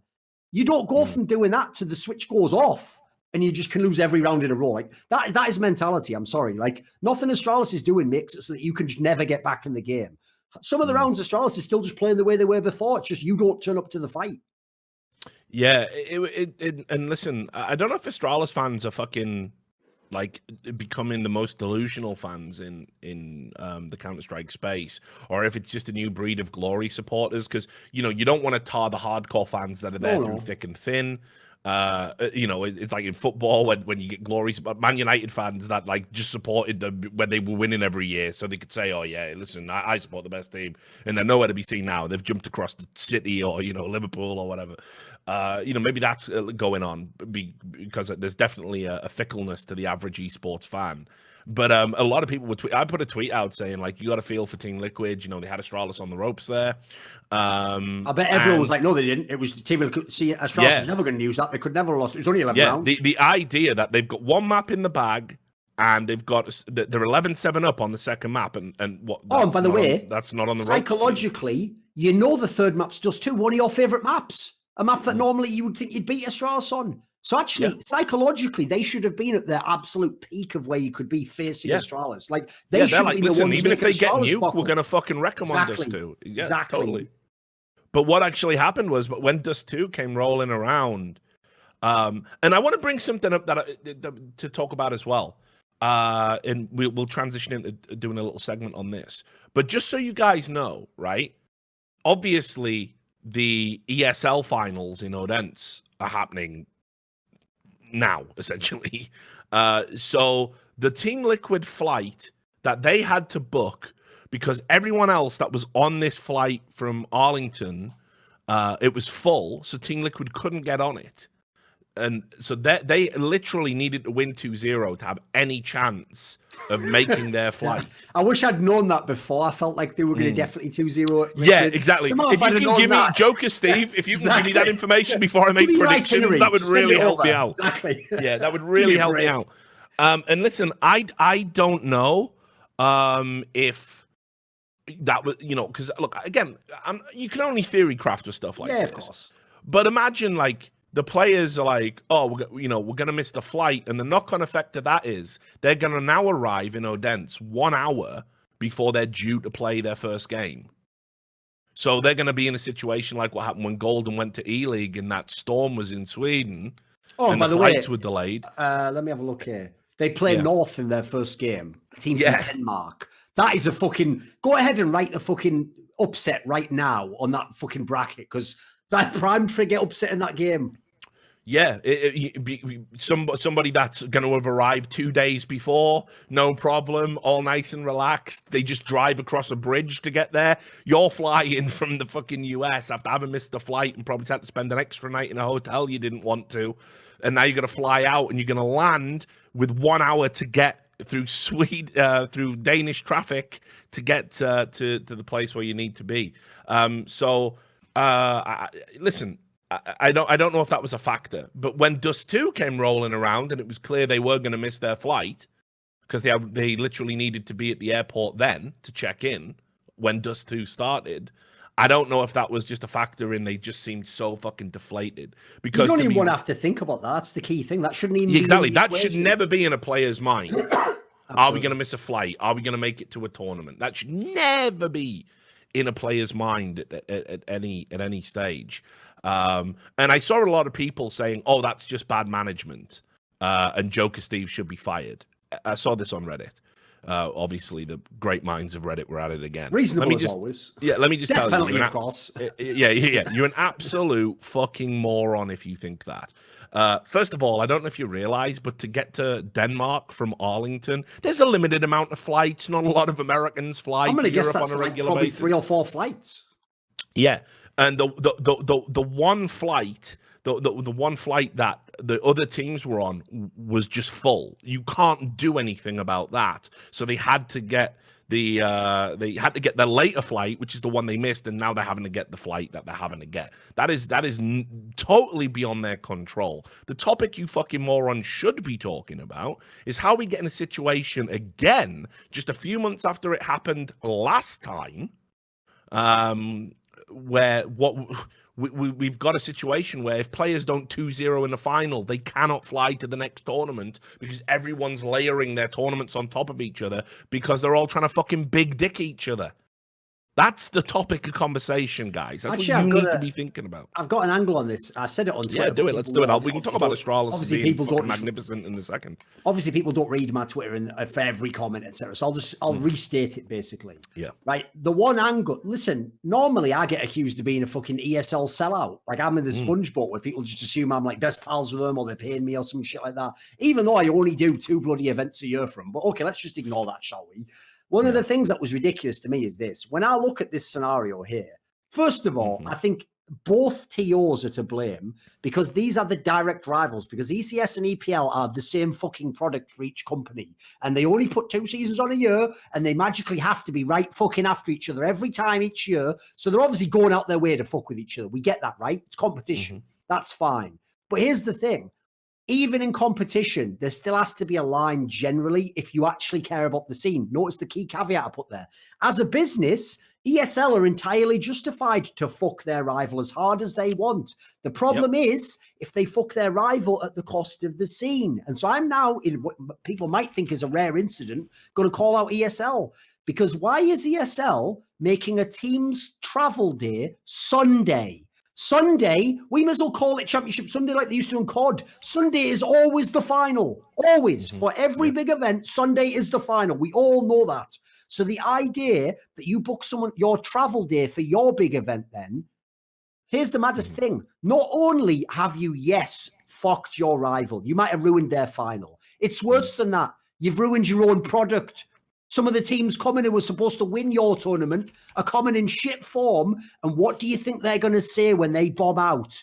It was because of the travel. And what are the fans going to say when they think back in history? What was EPL season 10 finals like? Oh, that's weird. I see on the results, some of the big favourites went out. Yeah, that event was shit because, you know, people were just jet lagged. They literally got off the plane half an hour before the... You've ruined your own product in that sense. So actually, that's an example. You have literally cut off your nose to spite your face on that one. Like that's just an example. Like I don't know how much of it was intentional, but it just looks suspicious. Put it that way. Well, so I'm currently working on getting this story across the line because I think it's something that needs to be reported. Sounds awesome, on. yeah. But so what I've been told so far is everybody wanted to have the last event of the year. So they wanted to have it as late into December as they realistically could, without it interfering with people's Christmas plans and New Year's plans. So dates kept getting moved. So, in particular, this involves the Blast and the Bahrain event, I think.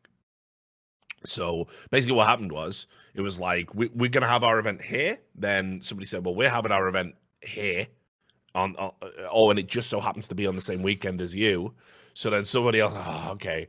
So we're going to move our dates. This is a fucking Abbott and Costello sketch. What is this? Yeah. So basically what happened was Who's it was like, first? and I don't know who's at fault, and I don't know who was, but there was a bunch of tournament organizers in December essentially playing a game of chicken to see who could get the last ones, and you end up with this stupid fucking situation where go look at the string of events in this December and compare it to other events in other Decembers and work your way back and look at the concentration we've got this year. And not just a concentration of events, but look at the standard, the caliber of the events we've got and how close they are to each other. And unfortunately, again, this is one of these issues which I'll have to call Scoots and talk to him about it because I can't believe the players are happy with this. But for anybody that thinks, well, because somebody tweeted this at me the other day, and to be fair, they didn't know a lot about the esports industry, so I'm not saying they're stupid. They were very polite. They were just a little bit, they just didn't know. Naive. But yeah, but there's contracts in place to attend these events Months in advance, and we've even sold tickets before based you on even this team arriving. Before you don't get told the dates, you just say we will attend the finals because there is a commercial aspect to this. Where, say for example, ECS. Remember, ECS is its own thing. All the teams that play in ECS are like co-owners in the league. They do revenue share, and part of that means you have to attend the finals, no matter where they fall, no matter where they are. You must go, barring some critical emergency, and even then there'll be penalties. And it's the same with the ESL Pro League, and as we've seen from the contracts that got leaked, it's going to be even more intensive in 2020. And certainly we know it's true with the Blast, that you must attend, if you're in the Blast circuit, you must attend the 5 events, which is a negotiation as to which 5 of the 7 you attend. and then you must attend the finals. So this isn't like some optional thing you can pick and choose and elect to go here, and well, we're not going to go there now that we missed a flight. You have to go, and this is the unfortunate downside where the players are kind of like the pawns on the board. They've just got to move in the directions they're being told, and they're the ones that have to suffer with the ridiculous travel schedule. I like the analogy. They can't do anything about this. The reason the analogy is also good, the idea that they're the pawns, is because here's the thing, right? TOs aren't stupid guys. If you think that in this scenario, ESL, who obviously, by the way, since you're coming to ESL, you're coming from the ECS, it makes it look like it's ECS's fault, doesn't it? Like, oh, they're the ones who scheduled it. Exactly, yeah. So as a result, ESL essentially gets to use a bunch of pros who will definitely complain on Twitter, because you cannot stop a pro fucking complain on Twitter about anything nowadays. They are basically your proxy warrior to fuck your enemy up. You don't have to do the dirty work. You let them handle it for you.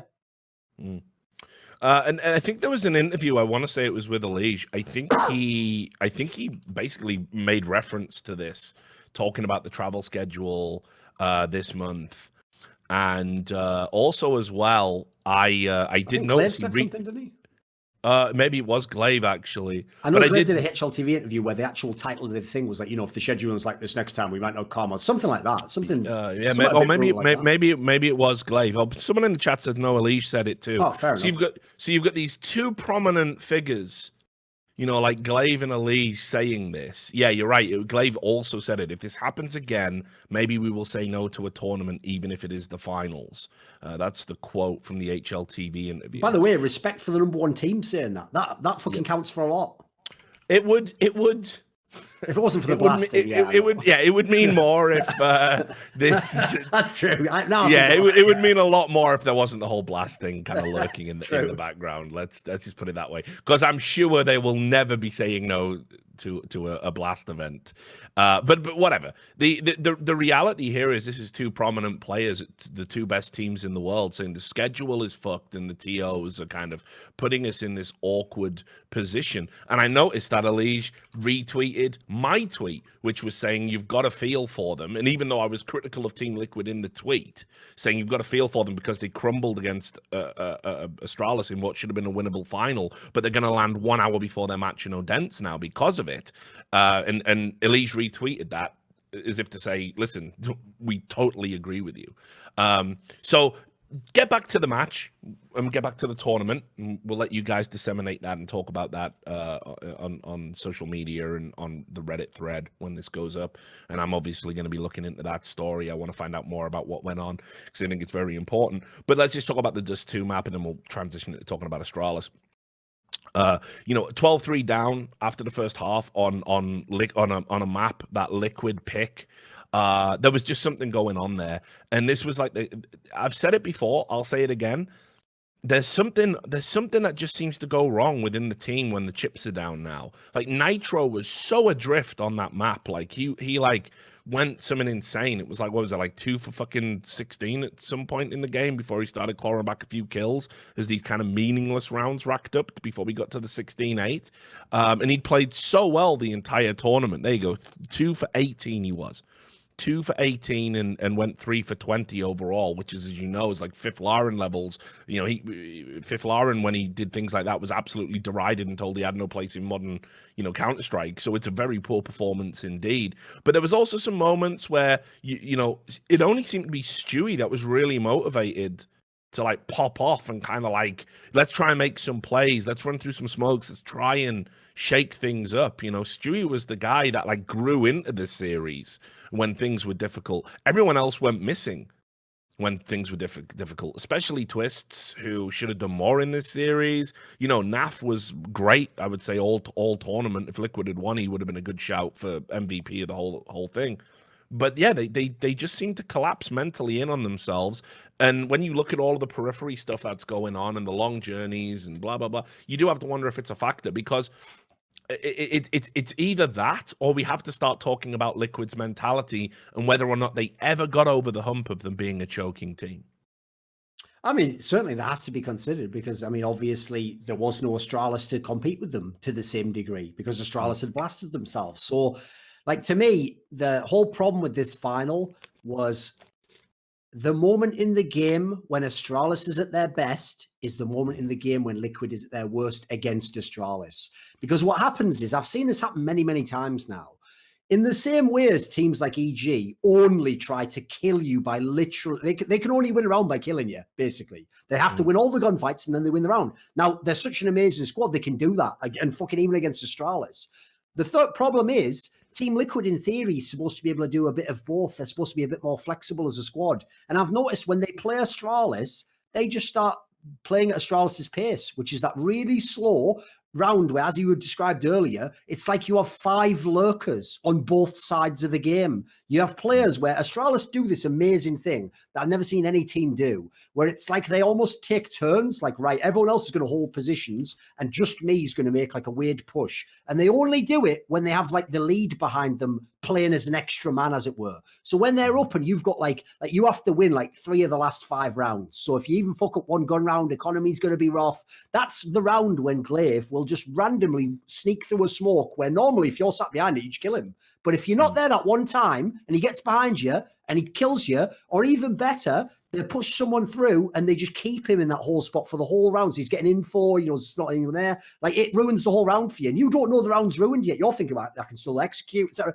And the problem is they basically take the right gambles. I know everyone thinks, because normally they play the numbers so perfectly, but in those scenarios, that's when they start taking gambles. So what tilts me about Team Liquid is, I saw in this series for a map and a half, there were times when Team Liquid was battering Astralis. They were literally winning with fuck all economy and weapons, just outskilling them for fun. It was outrageous. Even the IGL Nitro was doing it. The problem is this: whenever they get into the late game moments where they're really thinking about it, and they go slow. They play like they're Astralis. I don't get it, because what I would do is the opposite. I always thought what you do is, when you get more stressed, you take the decisions out of the equation, up the tempo, make it a gunfight. Instead of letting them do all these genius rotations, hit a site or hit 2 sites at once and just make them win all the gunfights. And if they can win the gunfights in that scenario, you tip your hat, you say you're the better team, you win. In this scenario, though, I'm sure Team Liquid fans will agree with me. The worst thing about when you lose the way they did is you just felt like you were just being toyed with, like a fucking cat with a mouse. Like, it's just like, it can kill you at any time. You can dance around and dodge it, but it's going to kill you any moment it wants to. So the worst thing is you lose, and it's the most unsatisfying way to lose. I don't mind losing if you just go head to head and they knock you the fuck out. You can live with that. At least I gave myself a chance, right? So I feel like it's only specifically against the Astralis they do it, if you notice. Like, somehow no one else can make them do that. Normally, I mean, Fnatic found this. When Fnatic would be in good positions, they'd be on like a map they like, on a side they like, and Team Liquid would just roll in there and fucking cap them. And they couldn't do shit about it, because think about the outrageous arsenal of skill level that you have if you're Team Liquid. So I feel like this is one of those things where, like, I don't want to have to go too hard on this, because it's obviously very difficult to know what coaches do. But I have to say, people used to joke when they were winning everything in the summer, what does Adren do? Does he really just stand behind him? Because famously, he never called timeouts even then. They almost never call time. They'll lose fucking 10 rounds in a row without calling a timeout. They sometimes even get a fucking favor when Astralis calls a timeout to decide how they're going to beat them up more. They get like 5 minutes to talk themselves. But this is one of those moments where I know that if the players come out the server, they probably agree with what I'm saying and go, yeah, we won't do that next time. The problem is in the moment. It's like that thing, everyone has a plan until they get punched in the face, the Mike Tyson quote. The problem is in the moment, that's where you need an IGL or a player to snap you out of it in the freeze time, or your coach to give a timeout, and he doesn't do, listen, you're fucking up this stride. That's not the problem. What he needs to snap you out of is where you're at in the head. Like, what are you doing, guys? We're just playing into their hands. So that something's lacking mentally. I don't want it to be like the old thing of like they're just choking like they used to. They're a different team than they used to in many ways. Yeah. It's a different type of choke even, because they even put themselves in these crazy positions where they'll fight back into a game. That's what's funny. Like on the Vertigo game, the old Liquid would have lost that just in regulation. They fought back and then they won it in overtime. Like, that's not the old Liquid. So it's a different way of choking, which obviously makes it harder to figure out. But I agree, it's mental. Like, it can't be skill wise, because even in this tournament, you saw these players wreck everyone. I think coming into the final, Twists was like a top 8 player ranked in the tournament. He didn't even turn up till the 3rd map. Yeah. And it's just so fucking surreal. Like, I mean, again, there's not, I think, obviously, we're being super critical of Liquid. I think Astralis are probably the only team in this tournament that could have done this to them. Oh, agreed, yeah. Their problem is, if any time Astralis goes, they're going to be there, mate. Yeah, You know, and to be fair, the thing you have to say about Astralis as well is that while we don't think about Zipnix as like a great fragger, we think about him as this guy that brings so much to the team, and obviously he's a consistent clutch player. Zipnix didn't really have a great tournament. no. You take for granted he's at least going to be decent. That's the thing. Yeah, And he had a screamer in this final. It was really bad. Yeah, so it's like. The two standout players for me were obviously Device, who went on to win the MVP, Mr. Consistent. It's mental seeing him just clutch everything now, isn't it? Like, I can't believe the years we watched of that guy playing. He was in the Team Liquid position half of his career. I know it's wild, but always, again, you have to think about the storyline with him was he only went missing in those big games, and it was a thing that lasted about 18 months, where it was it was inarguably true that Device would drop 20s, 30s, Mr. Consistent, and then when the big semis and the big finals and the big games came around, he would dip in performance. He went away and fixed that. And honestly, the more and more I think about it, especially when you kind of look at the fits and bursts we've had with like Olaf and Cold Zera and Kenny S and Simple and Ziwu, there's been one guy that's basically been in the discussion. He was all their rivals. Top three play. Yeah, he's always been a rival to those guys. He's always been in the conversation in the years that those guys have won. Do you want to know something funny, all the plaudits. I'll give you the obvious comparison that no one's making. Device is Tom Brady. If you don't know the history of Tom Brady, absolutely. Listen, fans from New England always said he was the best when he wasn't, by the way, in the early days. But what's funny is he was always marginalized because Peyton Manning had way better numbers and a better offense. And then obviously you had like Aaron Rodgers came along, who was like he's the dream fucking quarterback with his arm, etc. Drew Brees does similar things to Tom Brady, but as an offensive coordinator who pumps everything through him. Like there's a million reasons as to why, aside from them being the Man United of fucking the NFL, that everyone hated the Patriots and Tom Brady. It was just easy to marginalize him. But the problem is, at the end, you can say the same thing, right? You win the most. You were every fucker's rival. Like, you're still the rival now of the people coming up. Patrick Mahomes has to be your rival when you're like 40 years old. That's ridiculous. So the idea that Device was literally a candidate for like best player in the world when Olaf Meister was amazing. Have you seen Olaf Meister the last few years, guys? He's literally had years where he's been shit, while Device has still been a rival to the best players in the world. That's why I said, I think I found the tagline to give Device is, I don't know if anyone ever will give him that nod and say he's the greatest of all time. I think there's an argument for it. I can also make an argument against it. Like there's that weird angle where he never really was the best for that often in a specific moment, which is a bit weird, to say you're the greatest. But then if you put him in one era, would he be the best player? No. But what I'll say is this. Who gives a fuck about being the greatest of all time if you just win everything? Just give me like 10 majors, mate. You can keep that title. Oh, sorry, Simple. You were better than me. I'll take the 10 majors, mate. And the fucking 50 MVPs I'll have or whatever. What do you want? Like, I'm not, by the way, sadly, every player would pick that. I'm telling you right now. Yeah, it is insane. And again, when you look at the level of performance he's had since we've, talked about this like reassembling of Astralis, since the Blastralis era, and they've gone on to kind of become the number one team in the world again. It's not even close. Like Device has been instrumental in that, but it's very much a two-pronged thing, because the amount of fucking impact rounds that May just took here, as well as just his general level of fragging, he would have easily been easily in the conversation for MVP at this tournament as well, I thought. Unfortunately, Magisk will always get fucked over, because first of all, his game is stuff like sitting in one spot and spraying down three people who come round. That'll never look as cool as open one guy, repositioning, no scoping a guy who rushes you, go back through a smoke, kill a guy who's trying to flank you. Like, that's just a highlight movie. The problem with Magisk is people just, like, he's one of those players I also feel got mad shrifted by the fact that we had the Krieg and the Org, because he's so absurdly good with them. It's like people are like, is it just a gun or whatever? Like, this guy always has the sleeper MVP performance, but his problem is, it reminds me of Fur when Cold Zero used to win it every time. It's like, mate, the problem you have is, if you want Astralis to win a tournament, you probably want Device to be the best player, right? So if he's the best player, well, what the fuck am I doing if I'm Magisk then? Well, I'm second best. Brilliant. Is there an award for second best? Sorry, only first best. You can't win, can you? Fur used to have the same thing. He used to post like monster numbers, and then it's like, right, the problem is, though, I'd never win if Cold Zero did badly. So it's like, right, well, again, you just have to accept, you just have to take the trophy itself and go, right, well, at least I won the trophy. That's the only consolation you can take. But I feel for him. I do believe he had some very good performances in these games. He kept them alive in this match. Well, I mean, look, the other thing you got to talk about Astralis is and how they set themselves up to succeed. How many pistol rounds did they win this tournament? Kind of felt like all of them.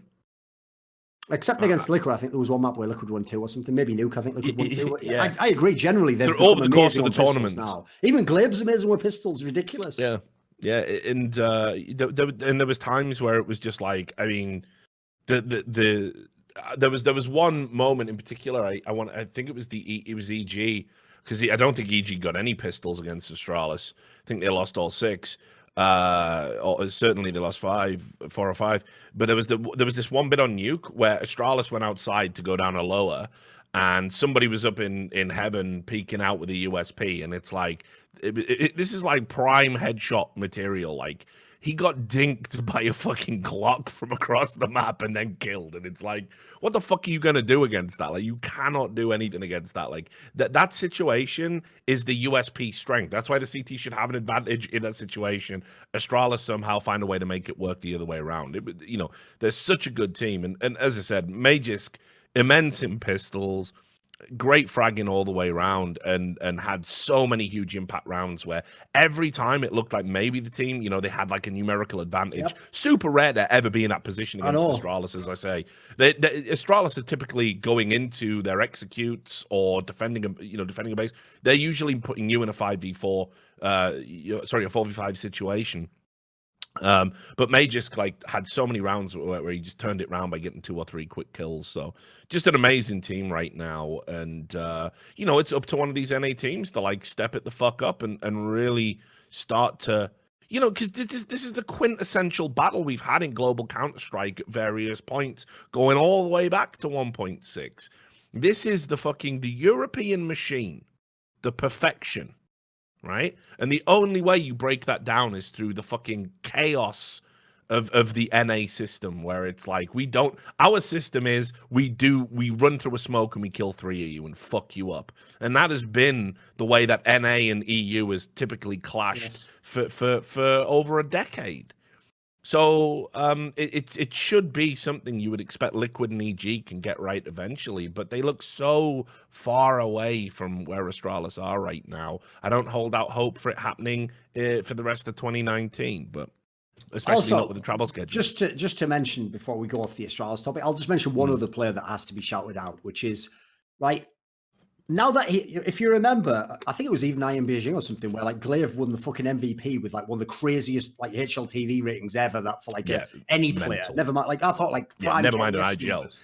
He almost had. He was in 1 point fucking. It was something absurd. Put it this way, it's better numbers than Elige gets when he's the MVP. This is for real, right? Even though he didn't do that over the whole tournament, at times, and especially in the final and against EG, he was doing that again on maps.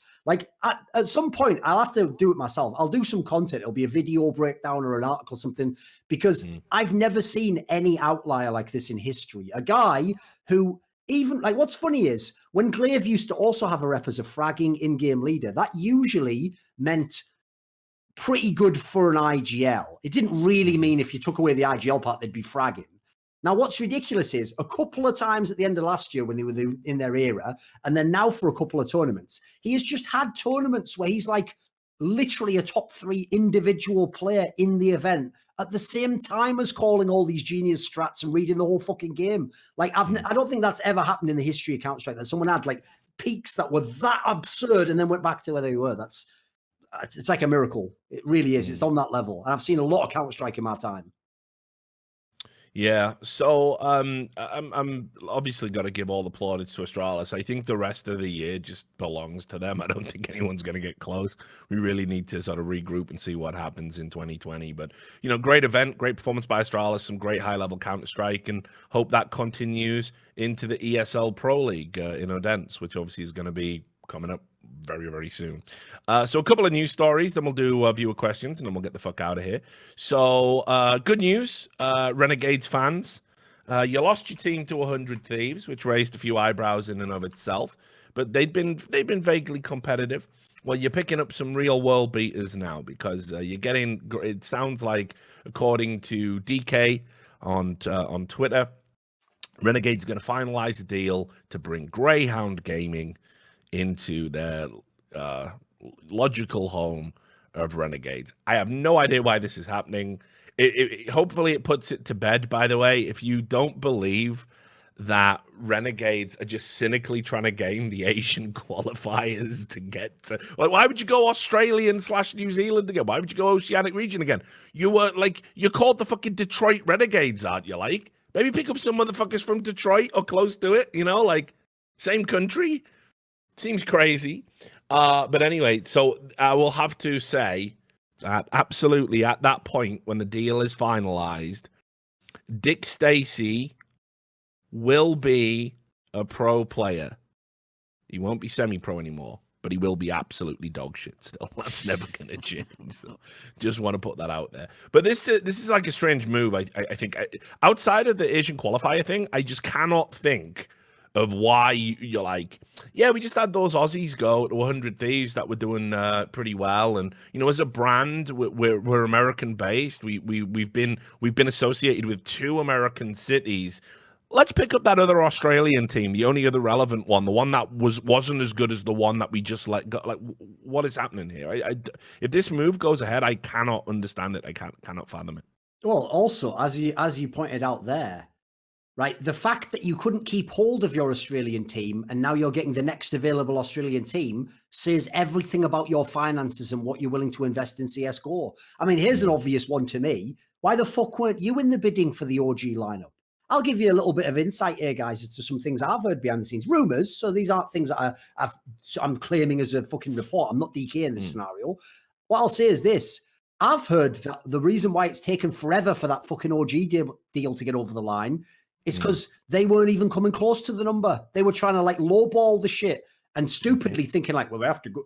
They want to sell the players. It's like, mate, do you know how many people are trying to get in a Counter-Strike now? So the idea that Renegades aren't even in the bidding for that, that's what you do, by the way. If you actually have money and you really care about being competitive, you pivot, like Richard's saying. You don't go for another Australian team and go, I hope they one day get good. You go, you know what? Let's get the MBK Valde. That's fucking bang. Let's get that lineup in. Let's change totally. People are leaving. The novelty alone will carry you through the first few months, even if you fail. And then at that point in time, you're also off the hook. You're not a fucking weird, are we an Australian org, but we're trying to be from America. And obviously all the sponsors are never going to be from bloody Australia. Like, I don't get this. Like, the only reason to do this is a budget move. It's cynical, like you say. It's budget in the qualifier. I mean, to give some of the players on Greyhound like some fucking credit, like I will say they have some like good players. Like, Dexter's pretty decent. Yeah, Dexter. I want to say Psycho or Sicko, however the fuck they say it as well. I think it's pretty decent. Like it's a team that can definitely, like, there's players there that could definitely hang like in the NA scene. But as a team, here's what you're essentially looking at. You go to a tournament. It's day one. People are jet lagged. People are tired. You've been, because of your seed or in the grouping, you're playing one of the big boys. You are mega up for that, and you know that you've beaten them in the past, and you play like you don't really give a fuck because you're still in a Greyhound mindset. You play against them. You beat them on day one. Congratulations. Now you meet a team that doesn't fucking underestimate you, hasn't just traveled from another event and has been settled in, and even though they're way down in the ranking compared to the upset team that you just beat, you lose and you go out the tournament and no one talks about you. Like, back to reality. Whoa, there goes gravity. Exactly. You're just gone. And then you do your interview, and Dick Stacey goes, "Oh fucking hell yeah, I want to suck Malta's dick, mate. Yeah, fucking hell, yeah, fucking hell." And that's it. And then everyone goes, "He from the East End for a second." He said he would suck his teammate's dick. I know. Listen, you fucking cunt. I'm not going to fucking suck his dick. You were going to be East End. I don't know why he's in Snatch, but you know. and suck his fucking nub. Sorry, Vinny. I don't know why, like, but I can't. Obviously, whatever. But the point is, though, like, it is an active, inarguable downgrade from your previous team, and it's in a region that just, unless I'm missing something, unless like fucking Aussies are out there fucking, because they keep, they have no respect for clothes because they drink beer out of their shoes all the time, so they have to constantly buy like new sneakers and probably, if they drink out the shoes, they probably shit in their t-shirts, don't they? So probably have to buy a new jersey every week or something. I don't know. This is taking notes. New marketing idea, not Yeah. just having Put a that on dick. a stick. I don't know I don't know what's going on out there. But like, unless they're buying like mega fucking merchandise like all the fucking time, why would you want to be associated with a region that we know significantly lacks esports sponsorship and has for fucking, I knew all the guys that essentially laid the fucking foundations of Australian Counter-Strike back prior to when Sydney Underground was part of CGS. Trust me, it's not much further forward. The way everyone else has scaled up compared to Australia is far ahead, and I would say that includes places like Brazil and all these other countries. Australia is still very far behind. So the idea that this is like an esports region worth mining, it's weird to me. I just don't get how it. many years it took to get Renegades right. Years. I think they went through 2 owners before their fucking team got really good. Yeah. It's just strange. And remember, they have like American-centric ownership. I would have thought that when they sold the team to 100 Thieves and made some money, they would have gone, fuck it, dude.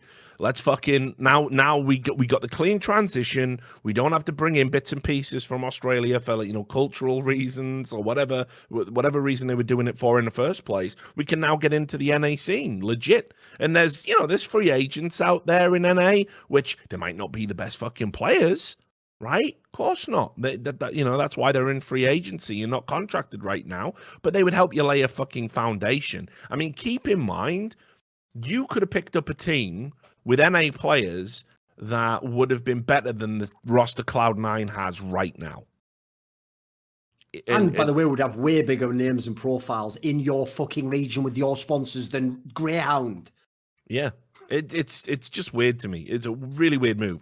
I almost hope it doesn't happen, even though that, of course, would wreck DK and all the Reddit plebs would be like, "Hi, DK, he always gets it wrong, even though he's never got it wrong." Ha! It would have been that, but it's just bad. Like it's just a bad decision. And yeah, listen, you're gonna clip this, and because last time the level of incelatry in the Oceanic region is insane. The Greyhound fans mass reported me last time, like when they beat Team Liquid in that tournament, they were all like spamming my Twitter. Where Dick Stacey's killing it, mate. He's making all that money. What are you doing? Like, yeah, okay, mate, fine. You're not. I wonder what unhinged. money they imagine Dick Stacey's making. I'm not joking, right? I don't want to go too far. I'm going to say something I think is factual. I'm going to guess I make 5 times what Dick Stacey does in a month. Well, but yeah, but That's not even an outrageous number. Don't forget the dick stickers, mate.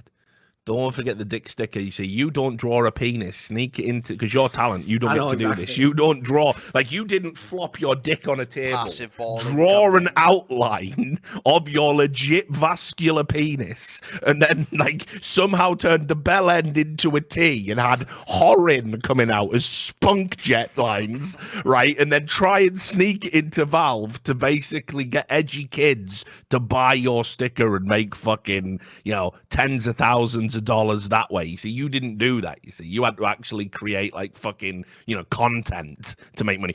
Talent's not allowed to profit at all from anything in the game. Players can, we can't. Like, go fuck yourselves. You're not even allowed to have a sticker in the game.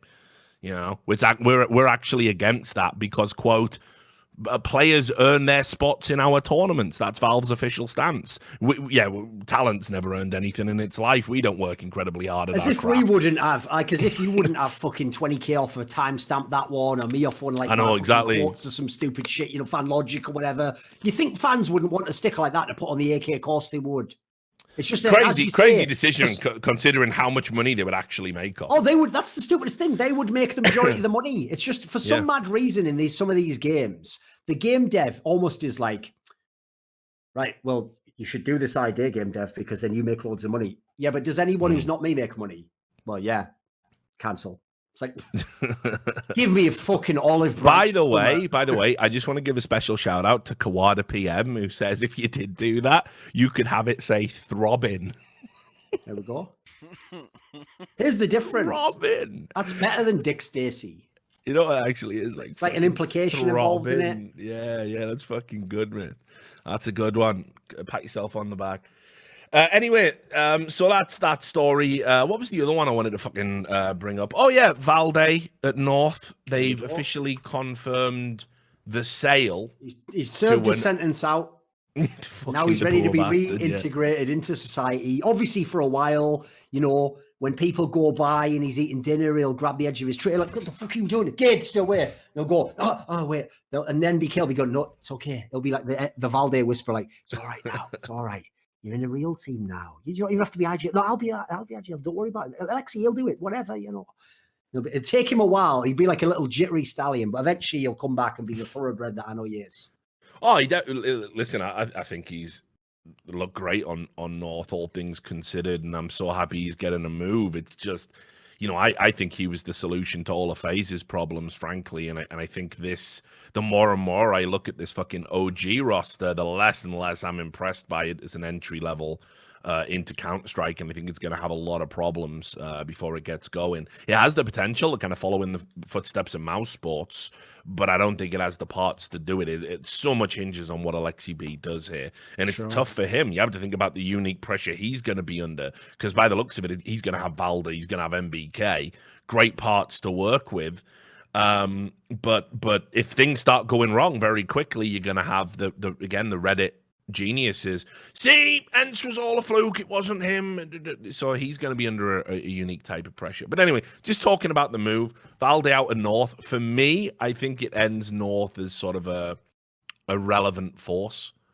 You know, I've not really been convinced for a while. But again, just to remind you of the roster, it's AZ, Kiebi, Gade, and Yugi now. I think we need to get some sort of a nickname for AZ. It needs to. So I'll give you an example. In League of Legends, a brilliant nickname they had was for the player Score when he used to play as an AD carry in KT Rolster, because he was the sort of AD carry that just played super safe and then only went for the kill that was guaranteed. He would have games he just wouldn't die, and so he was called Score the Immortal, which is like a fucking baller nickname. We need something like AZ the Uncuttable or something like this motherfucker. There's only two things will survive nuclear holocaust. Is fucking cockroaches and AZ. Just going, where's MSL at? Is he still around? That fucking half-bald-headed cunt with a comb over would probably figure out what to do now. He'd MacGyver his way out of this. And then literally it'd just be a cockroach talking to him. We go, oh, sorry, that's not MSL. Fucking hell. A cockroach with a really far back hairline. and AZ's there going, fucking hell, you look really old.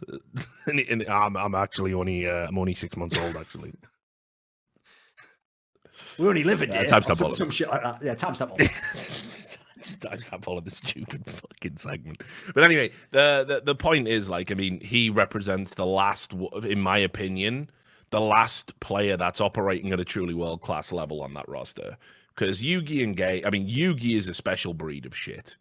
Yugi is a fucking beer shit.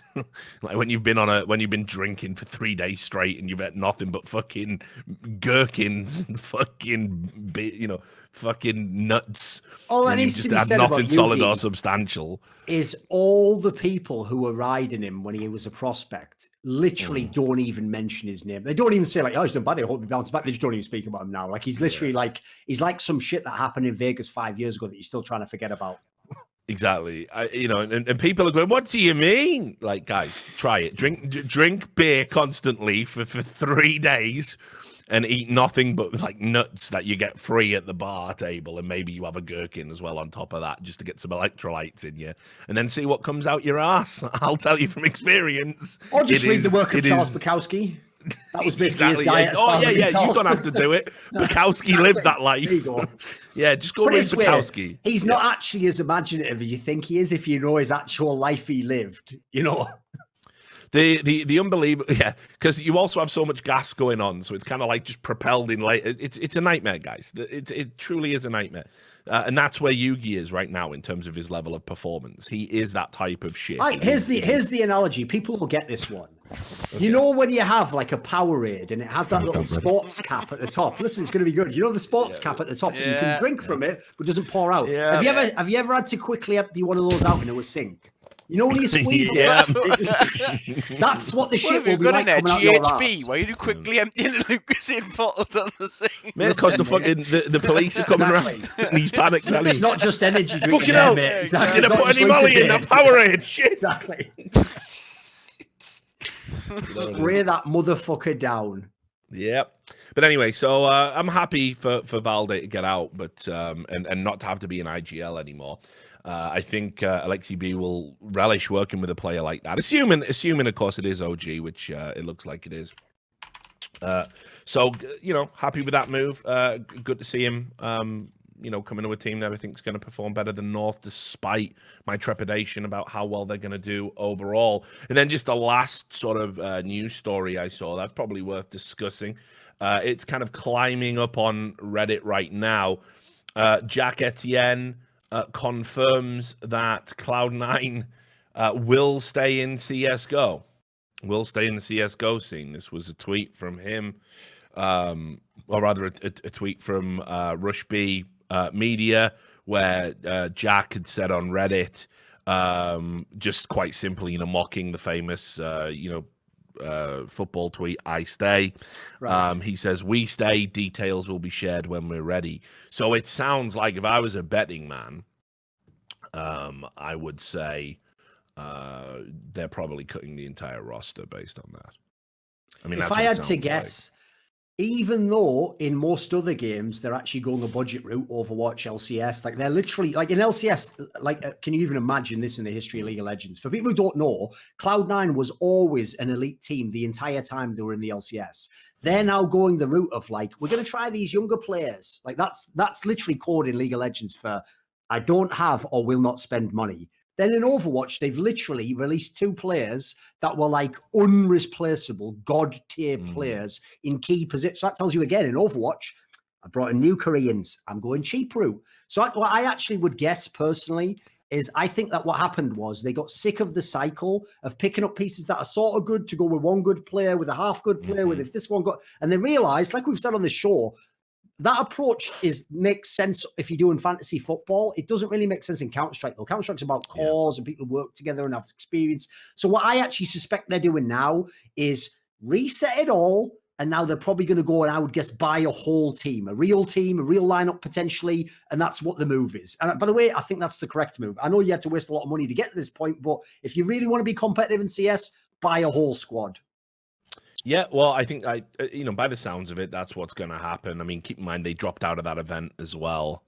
So, the only player that you really have to say like we want to keep is Automatic. But I mean, it might even be the case they decided to let him go. He's been a shadow of himself for a while. Not that I blame him for it. Yeah, not that I blame him for it, because he's had to play with fucking a revolving door squad, watch all his friends like go to other teams and succeed, and watch Cloud9 go down the shitter when everybody was talking about him as being one of the best players in the world. It doesn't even feel like ancient history that we were saying that. So yeah, Cloud9 do need to stay in CS:GO, I think, but I agree with you. Like, if you're not gonna do it properly, just don't do it. Like, you're Cloud9. It's that simple. You've got a fan base that expect a certain level of Counter-Strike. You've got a large portion of your fan base for the org overall that are Counter-Strike fans. It is one of your flagship games. So either treat it with fucking respect and spend some cash, or just stay out of it until the time is right. Because half measures is disrespectful to your fan base. It's disrespectful to your own brand. It's kind of disrespectful in a way to your sponsors if you're just doing it to meet obligations to attend events and have someone like walk around like a fucking billboard with everything slathered over them. Just get a fucking good squad. There are players out there where you can build one, and also there are squads that you can buy with the money you have, as proven by 100 Thieves. I mean, seriously? I wasn't enamored with the fucking Renegades move, but like if the Renegades guys had got to Cloud9, it would have been. It's still a damn sight better than. It's still a damn sight better than what they've got now. Yes. So I'll also say, by the way, one thing I remember, one story we didn't discuss that was also reported was the whole like NIP players leaving the Dignitas, but we can just do that next time. That was a rumor, to be fair. Yeah, we'll wait for that to come out. I think. Yeah, we'll pick it up because we got the patron questions to do now, so we'll get into that. So, but Pounder 420, this is the question that Duncan was alluding to right at the start. What percentage of your current body weight have you jetted in your lifetime? So, thanks, Dick Stacey. Yeah, exactly. That's the first question he asks on date. Yeah, I don't even know. Are we actually going to try and do the math on it? Like, I can Google the weight of a teaspoon of jet if it's First of all, you're not going to trick me into telling you my body weight. There's step one. You're not going to trick me into telling me my body weight. Secondly, I haven't given that much. Here's the thing. I don't know about you. A lot of my thought involved in that whole process goes right up until the point that I start jetting. And at that point, I tend to sort of like shut off thinking. I try to just enjoy it, really. I don't start going, 2.5 teaspoons full. Would that be an American? You've been eating your Weetabix stuff. Exactly. Well done, mate. Good aim as well, more impressive. Yeah, exactly. He's like like, a teaspoon. No, listen, man, I even purposely eat the pineapples just to make it taste better for the girls. But then I do put a bit of Tabasco in because, fucking treat them. The idea that you've ever eaten fruit is fucking like that. Literally, when I was just watching that Best of By the Numbers that come out, and you were going, what sort of demented cunt came up with toffee apples? I was like, some people do like fruit, Duncan. Yeah, in the fucking Bible. I do eat pineapple when it's on pizza, though. Ooh! Oh my god! Oh my! Holy shit! Let's have an identity based around pizza toppings, daft cunts. This is the most disappointing whack. You know what, guys? I'm going to say one thing right now that's going to hurt you all. Why did we bring up pineapple? Are you ready? Yeah. The current Star Wars trilogy is the Star Wars trilogy you deserve. That's your Star. That's who you are as Star Wars. You know what? I'll take it on the chin. We're the shit cunt prequels. None of us are the 70s much beloved original trilogy, but you're the fucking Force Awakens. That's who you fans are. People who have opinions based on pizza toppings, who go big oof, ooh, yikes, oh, that aged well. But yeah, like, it's like, are you literally a character in an old school RPG who has 4 things they can say? Like, I don't want to know the way to Kakariko Village. I told you before. I'm not even playing that. I'm playing fucking Metal Gear Solid. You're playing fucking Zelda. Snake. Like, no more references. There's too many stacked up on top of each other. So anyway, then we're burning man in. Duncan Thorin Shields in Outburst says Zoomers deserve Admiral Gender Studies. There you go. That's quite a headline. The serious That's question. That's actually better than anything they do, though. That's the problem, isn't it? It's too good a headline. The serious question from Butt Pounder was, are you guys going to do something special for episode 100? Thorin mentioned that some of the long form questions should be dedicated to a special show. I'd love to hear you guys' thoughts on some of the questions I've queued up in my notes list. So we've got a bit of a weird situation because episode 100 is also going to fall before our Christmas special and then our New Year's special. Right. So everything we're doing is going to be special in some way. So we might have what we did last time for Christmas was we had Anders and Moses on, and maybe we do that and get the guys on again. Maybe we have some different people on. Get Henry on. We'll think of some. Maybe we go mental and get 8 people on all at once, and it's just like watching a fucking Raj Royale or something. Yeah. Maybe we do a CS:GO Raj Royale where you ask questions, and and all the talent has to vote people off based on the shit answers. We could come up with anything. So we'll have a think. We'll put our heads together. But we are going to do something special for the 100th episode, and we'll do something special for Christmas, and we'll do something special for New Year's. Yeah. So, mate, Duncan, you play no part in the creative process. I don't know why you're fucking around. You literally just turn up and go, pineapple, you mad cunts. That's like your entire life. Now transfer me my share of the Patreon, please. Yeah, so there you go. So hang on. Speaking of the devil, Anders has literally just messaged me. So let's see what fucking drugs he's on today. Let's see what happened in Canadian parliamentary fucking open hearings today. Yeah, exactly. So we'll get to that anyway. Hang on, let me get back to the questions. So yeah, we will do something special, but no idea what it is yet, buddy. Some Made Raisin says, how do pro players react to treat other players who are dominating, like Kenny S, Simple, Ziwu, all of those cunts? I mean, generally, right? Here's what happens. If you're a relatively unknown or new player and you're dominating, you're a cheat. And pro players are worse for this than anyone else in the scene. Worse than analysts, worse than the average Reddit pleb. If you don't think that's true, just look at Ziwu. Oh, by the way, this is the worst thing about them. If you want to know the distinction, listen, plebs are bad as they are because they start studying a fucking Twitch clip like it was the Zapruder film. But the way that pros are worse is pros will do it after they just get out of the first match playing you. Like they play you in one match and they just thought they do what a noob does in matchmaking. You know when you play with your mate in matchmaking who's bad and he thinks everyone cheats. He thinks the guy who can just basically fucking jiggle people must be cheating. That's what they do. They just get orped by a guy 20 times in a map that they've never heard of. And they go, he's fucking cheating. It's like, you haven't even watched one of his demos as well? Or figured out who he is. So I agree. They're so fast on the trigger. It's ridiculous. Yeah, and you know, it happened with Rops. JW even at the beginning of CS:GO. Yeah, you know, it happened. I mean, I it will say, listen, JW, happened with Stewie. to some degree, you're my boy, but I will say, even I put 15% of my brain aside for the fact you might have cheated then. Just saying. Congrats on all the majors, but I don't know if you Well, no, but learned you how to remember flank that everyone you and remember do that weird Swedish wall team. bangs, you know, just through being a genius. I feel like you used to be able to see them there and you just kind of know when they might be. Yeah, I'm just saying. Yeah, you do remember obviously that Virtus Pro.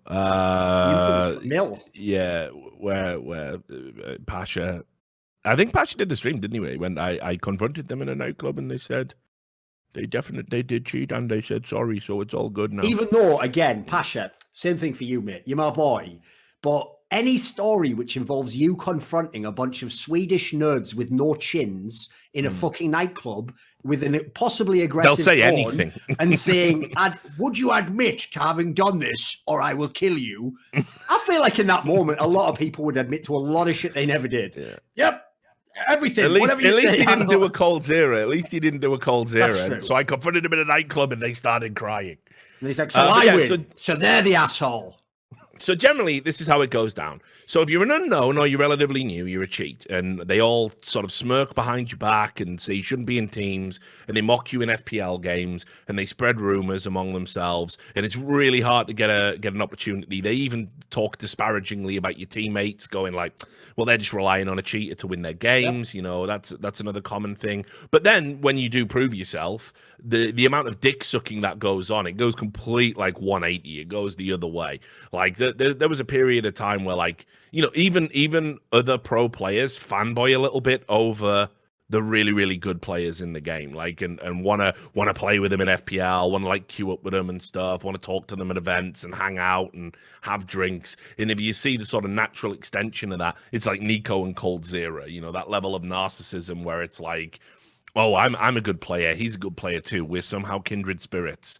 So generally, in my experience, players are kind of tough on new talent, but once it's proven at LAN, they kind of ease off and they basically are like, you know, hey, you're one of us now. You know, you've taken your licks. It's probably a little bit like wrestling. You get your beats, you get your potatoes, and then eventually you get to go over and you become the face of the company, and all the jobbers and all the other people that were working in the back room all fucking love you and all want to work out with you in the gym and stuff like that now. So that's been true of my experience. It might be a different culture now. Remember, I haven't been going to events for like coming on for 2 years now. So maybe the culture's changed, but that's how it always was for the preceding like 18 fucking years or whatever it was. Also, to give a different angle, just because most of what Richard said there, I'd absolutely agree with. I would just say the other way I'd contextualize it when you're talking about people like, as you say, Kenny S. Simple, who are at the absolute peak, and the idea is, like, particularly some of those names could be the best, but not on the best team. First of all, as long as you don't have the bad Simple attitude, once he fixed it, there's a reason why people started praising him who were pros once he fixed his attitude. That was what held them back in the past from crediting him. So once he didn't have that holding him back, I always thought it was cool as fuck that actually Astralis even would acknowledge he was the best. Like, they were winning the tournament, but they would go, you know what? Hats off, he is the best player. So I think players generally will be fair in that regard. It's just the problem is, if you're at all an arsehole to them or combative with them, they also will totally go the other way and downplay you. Like, for example, they'll claim, like, I've told this story in the video I made about them fucking wrecking Ziwu and Vitality. The most ridiculous story ever to me was when LDLC/Envious had the team with Shocks and Kenny S was on Titan carrying, right? And they used to literally try to talk me down that Kenny S wasn't good and be like, he's just, you know, they just give him everything and set him up. Like, if he ever came to our team, we'd never do that. Little did they know, you know, months later, they had to recruit him and then build the whole team around him and win a major off him. So, like the players can definitely be, I wouldn't say two-faced, they can just be like, overly emotionally attached to whether or not they'll then analyze the player properly. And there's a lot of bullshit like that goes on as well. So I think personally, one of the reasons Nico didn't get quite the pop that a Kenny S and Simple did when he was hard carrying with shit players is because the perception, I assume, was when he was young, I guess he was probably a bit of a rage, a bit of an intense guy, or maybe, you know, I mean, you know the way he is. The way he complains is a bit tactless. So I'm sure a lot of players didn't like him at the beginning and he had to win them over. So They can, on the one hand, be incredibly fair and very magnanimous, like I'm saying with Astralis, and on the other hand, they can be incredibly petty and so unfair, actually, and not even acknowledge that another pro's doing better than them in the game. So it's a very mixed bag depending on the circumstances, like a lot of human relationships for obvious reasons. Yeah. Reykjavik on Steam says, now that Liquid will have to flight with Ents and immediately have to play a match because TOs are being cunts again, should TOs invest in teleportation technology now so this doesn't happen? I mean, what I will say is, obviously it's a joke question, but I'll just add this, like, can we just make 2020 the year you have the fucking death match? Because I'm sick of this fucking pathetic TO. We hate each other. The community like react. Oh, we'll work it out. We'll sit in a Skype group. We'll discuss each other's dates and calendars. Have the fucking fight to the death. Let's just do it. Just actually go all in putting your fucking business rivals out of business. Do whatever dirty tactics you have to do. Can there just be a victor? Because this perpetual fucking war, it's getting ridiculous now. It's like fucking, you know what I mean? It's like American occupation of Iraq and Afghanistan. People I just want the TOs to come home. I just want it to end. You know, can we stop? Can we have a fucking? Can we actually have a circuit that makes sense? Because right now we don't. And we're going into this thing next year where we're going to have all these leagues and people are having to sign up. And ESL wanted exclusivity for their league, and then Valve hit them with the stick and said, no. So what happens now? You know, like, what's going to happen in 2020? Does it get better? Does it get worse? Is anyone going to play nice? Like, just do what you have to do to think you're going to come out on top. And let's stop pussyfooting around and doing all this stupid shit where you sit in a Skype group and you go, oh, no, we've just had to move our dates to the same weekend as your event. Oh, it's unforeseeable. Oh, what are we going to do? Oh, well, we're absolutely hard stuck to those dates. We've hired a venue, they say 2 days before changing the dates that they were supposedly hard stuck for when they realized that no negotiation can be had. The stuff that goes on behind the scenes with TOs is so phenomenally petty. And the only people that actually suffer in the end, it's never your business rivals. You never dick them hard enough that they don't come back. It's just us. It's just the fans of the game, the talent who, by the way, this is an extension, actually, if you saw Henry's tweets he did, which fair enough. He did make them after he'd had a few shandies in Texas, right? But he did put out a very good tweet, which was, it is impossible as a member of the freelance talent pool to plan your life because they cannot even tell you what dates you're going to work 3 months in advance. They cannot tell you. That's how shit and disorganized it is. Where 1 year, because I hadn't heard back from ESL, I just assumed, because I'd only ever done one tournament for them since I'd come back at that point in time, which was the major when it was the ESL 1 Cologne in 2016. And because for 2017 it wasn't a major, I didn't know, well, did they only hire me because it was a major? Was that the beef at the squash? You know? So what happened was, or maybe I did New York as well, but whatever. Basically, they didn't contact me until something like 2.5 weeks or 3 weeks out from ESL Cologne. And so even though, yes, Cologne will always be one of the premier titles on the calendar, I've told this story before. I'd booked a fucking gig for a whole bunch of people for a band I'd always wanted to see in a specific place that was already playing on that one fucking day. So I had to literally tell ESL, like, listen, normally I'd say, yeah, fuck it, I'll cancel a normal gig, but I'm not doing it. I'm actually just going to go to this one gig. And by the way, give up all the fucking thousands and thousands I would have made doing the event because I have to have a life eventually, mate. I can't just say for 25 years to everyone, sorry, I have no idea what I'm doing next week. Well, which days is it though? Well, it could be Friday or Saturday. Well, which is it? Friday, Saturday? Well, I won't know until when? Until Friday or Saturday. Like, I can't live my life that way. Like, eventually I have to have a life as well. Yeah, but it's like, you know, the fucked up thing is as well, like, again, the average fucking Reddit pleb and the average fan, it's like, if you don't quit if you don't like it, fuck off. Yeah, no, I wasn't even going to go with that, which, yes, they do say that. I was going to go with the angle of, you know, they don't realize the fucking stupidity that sort of goes into sometimes making the decision that they make. Like, for example, I'm sure if I had Henry here right now, he'd tell you, yeah, he spent something insane, like it was like 300 days on the road out of a year. Because what happens is you don't go to 2 or 3 events and everyone forgets you exist and says you're irrelevant and says you don't get invited to events anymore and makes Reddit threads criticizing you. And then TOs are so fucking pathetic. They look at the Reddit threads and that starts informing their decision about who they're going to hire. We must only hire popular figures, and you have to listen to this nonsense about how you don't matter anymore. It's like it's all people have said about me. Like even these fucking games journalists plebs say it, like, oh, Richard Lewis doesn't get invited to anymore. I still get invited, even though I have made it abundantly clear I have quit going to events and don't do them anymore. Still get invited, still get called up. Like, oh, anything we can do to change your mind. It's just not worth. It's just not worth it for me. Like for the few $1,000s that you make on top of the travel and the stress and the fucking chances of meeting a lunatic deranged fan, which I see increasing, an increasing frequency. But a lot of the talent can't do it because you have to be a little bit narcissistic and egotistical to do the job, and they never want to be thought of as irrelevant. It's their time; they must take the event, so they put themselves in this like ridiculous situation.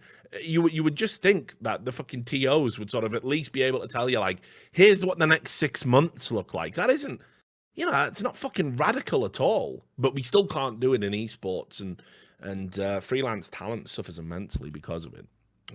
For me, not going to events, definitely the right decision. Like I think about what I achieved over the last year. I'm happier. I'm healthier.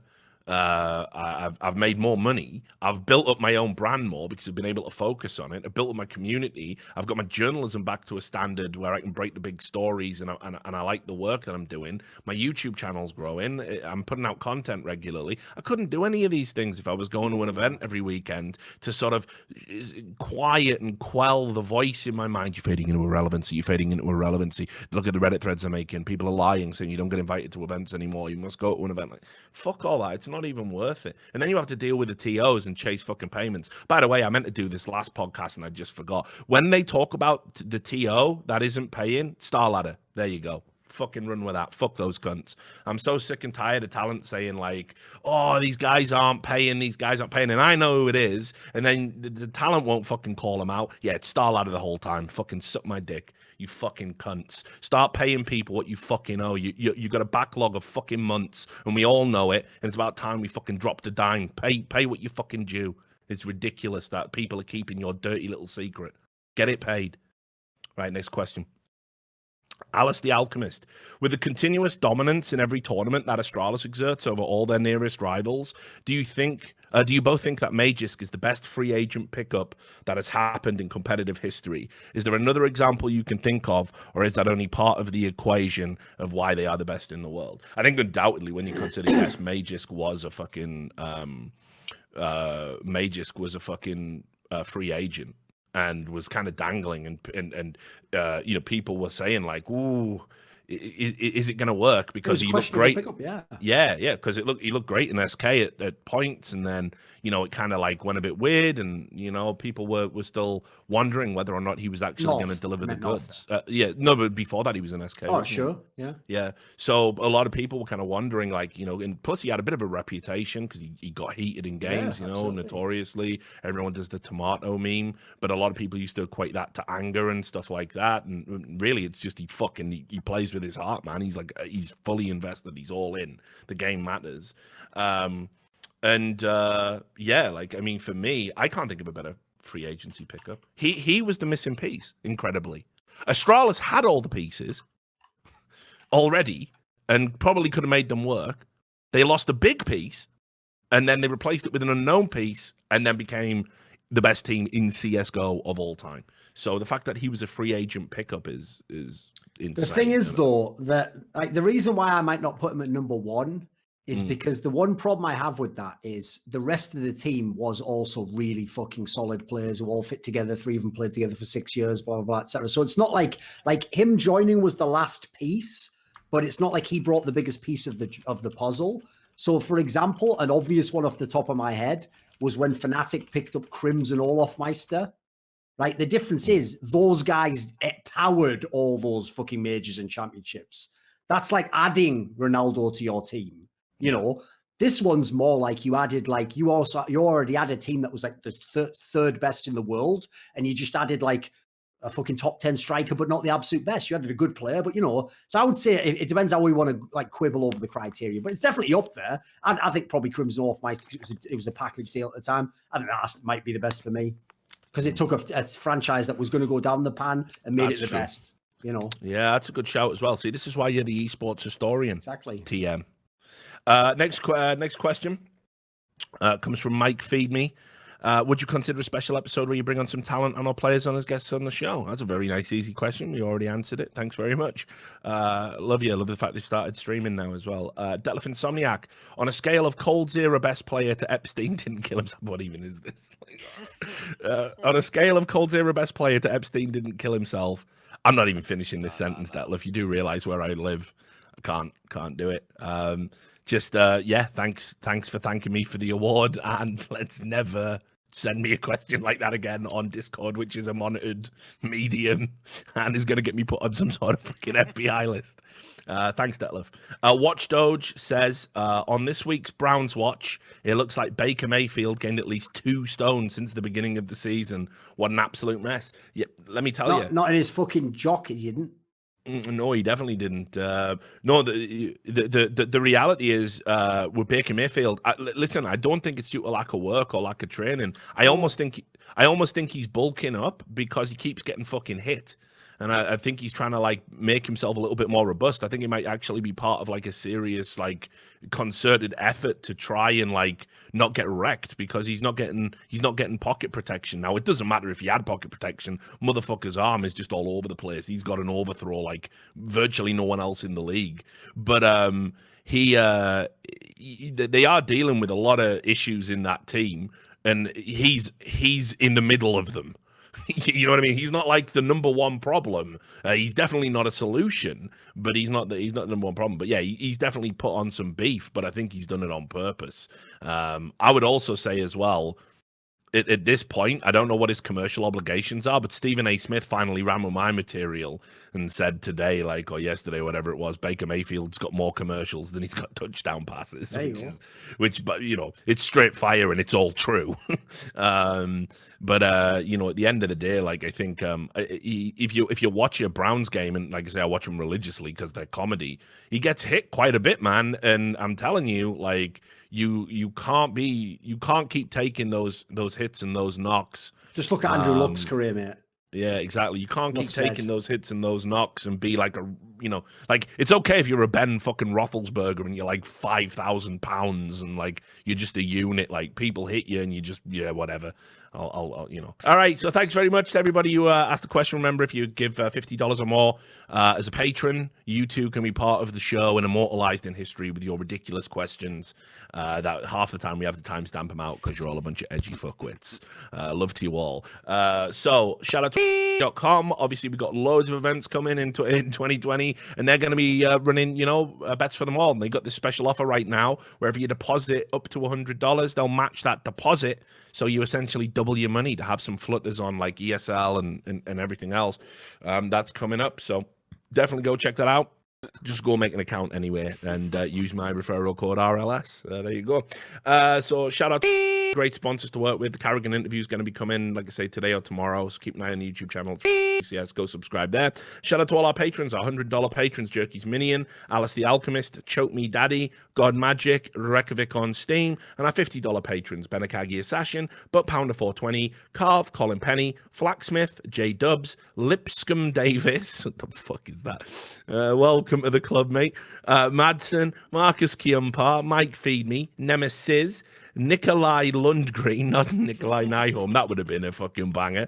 Sard Sawar, Sunmade Raisins, TC Owens, Tobias Bernasconi, and Watch Doge. Thanks to you all. Thanks to everybody that chips in. Thanks to all the people who subscribed while we were doing this show and donated. I see you. I appreciate you. And I hope I'll see you back for the 100th episode of the return of By the Numbers. Until then, take care of yourselves.